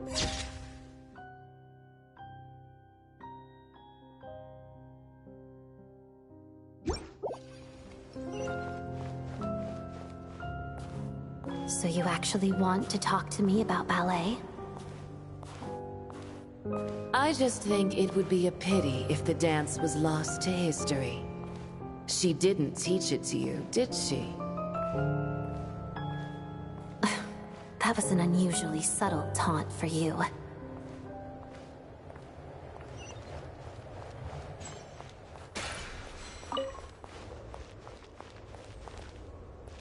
We embraced one another on the snow-swept plains, melting the ruthlessness of time.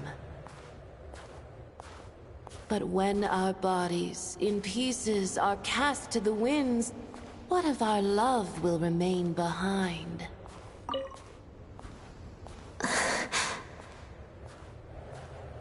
Don't tell me you can't sing. Shush.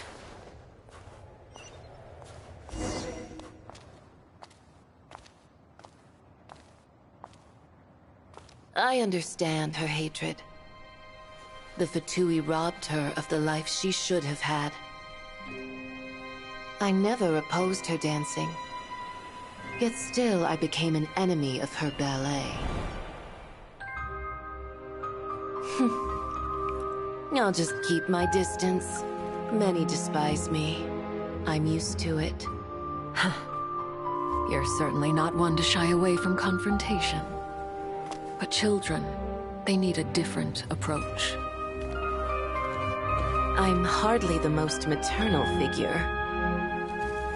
Yet, she is a child.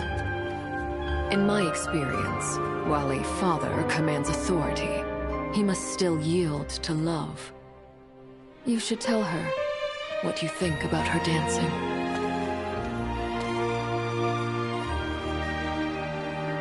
Odette will soon take the stage at the Koralyevsky Theater. This could be your chance. Geonosis secured. It went smoothly. I'll be there. Have them send me an invitation.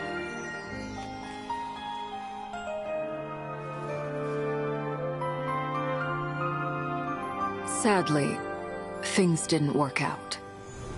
Her final words are inside that block of ice. This? Aren't these for monitoring her subordinates? Not yours. This one isn't her witch's flame, but my two worlds' flames. The two worlds' flames can burn away memories. It was my parting gift to Rosaline.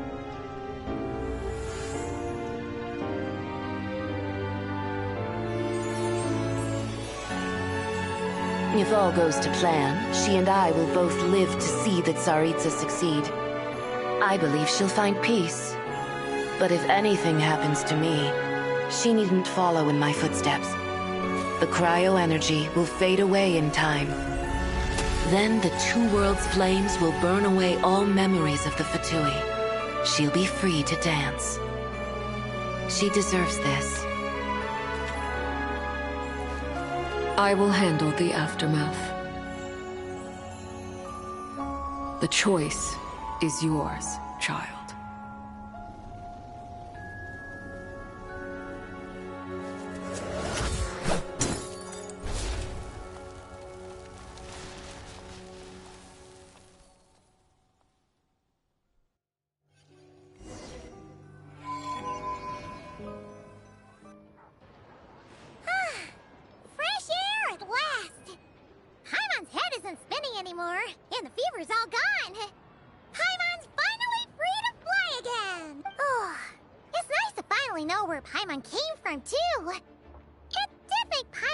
little nervous at first, but it's such a relief now.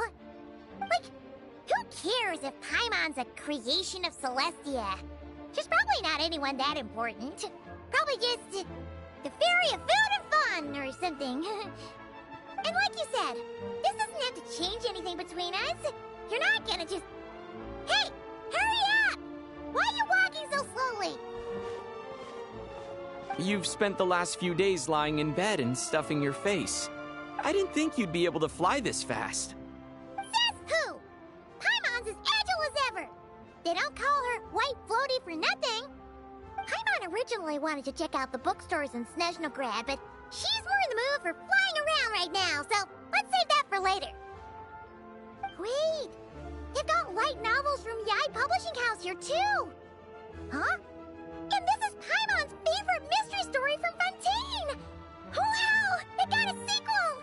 The local Snezhnayan books look pretty interesting too, but also kinda heavy. Not the easiest things to look around. I thought you were in the mood for flying around.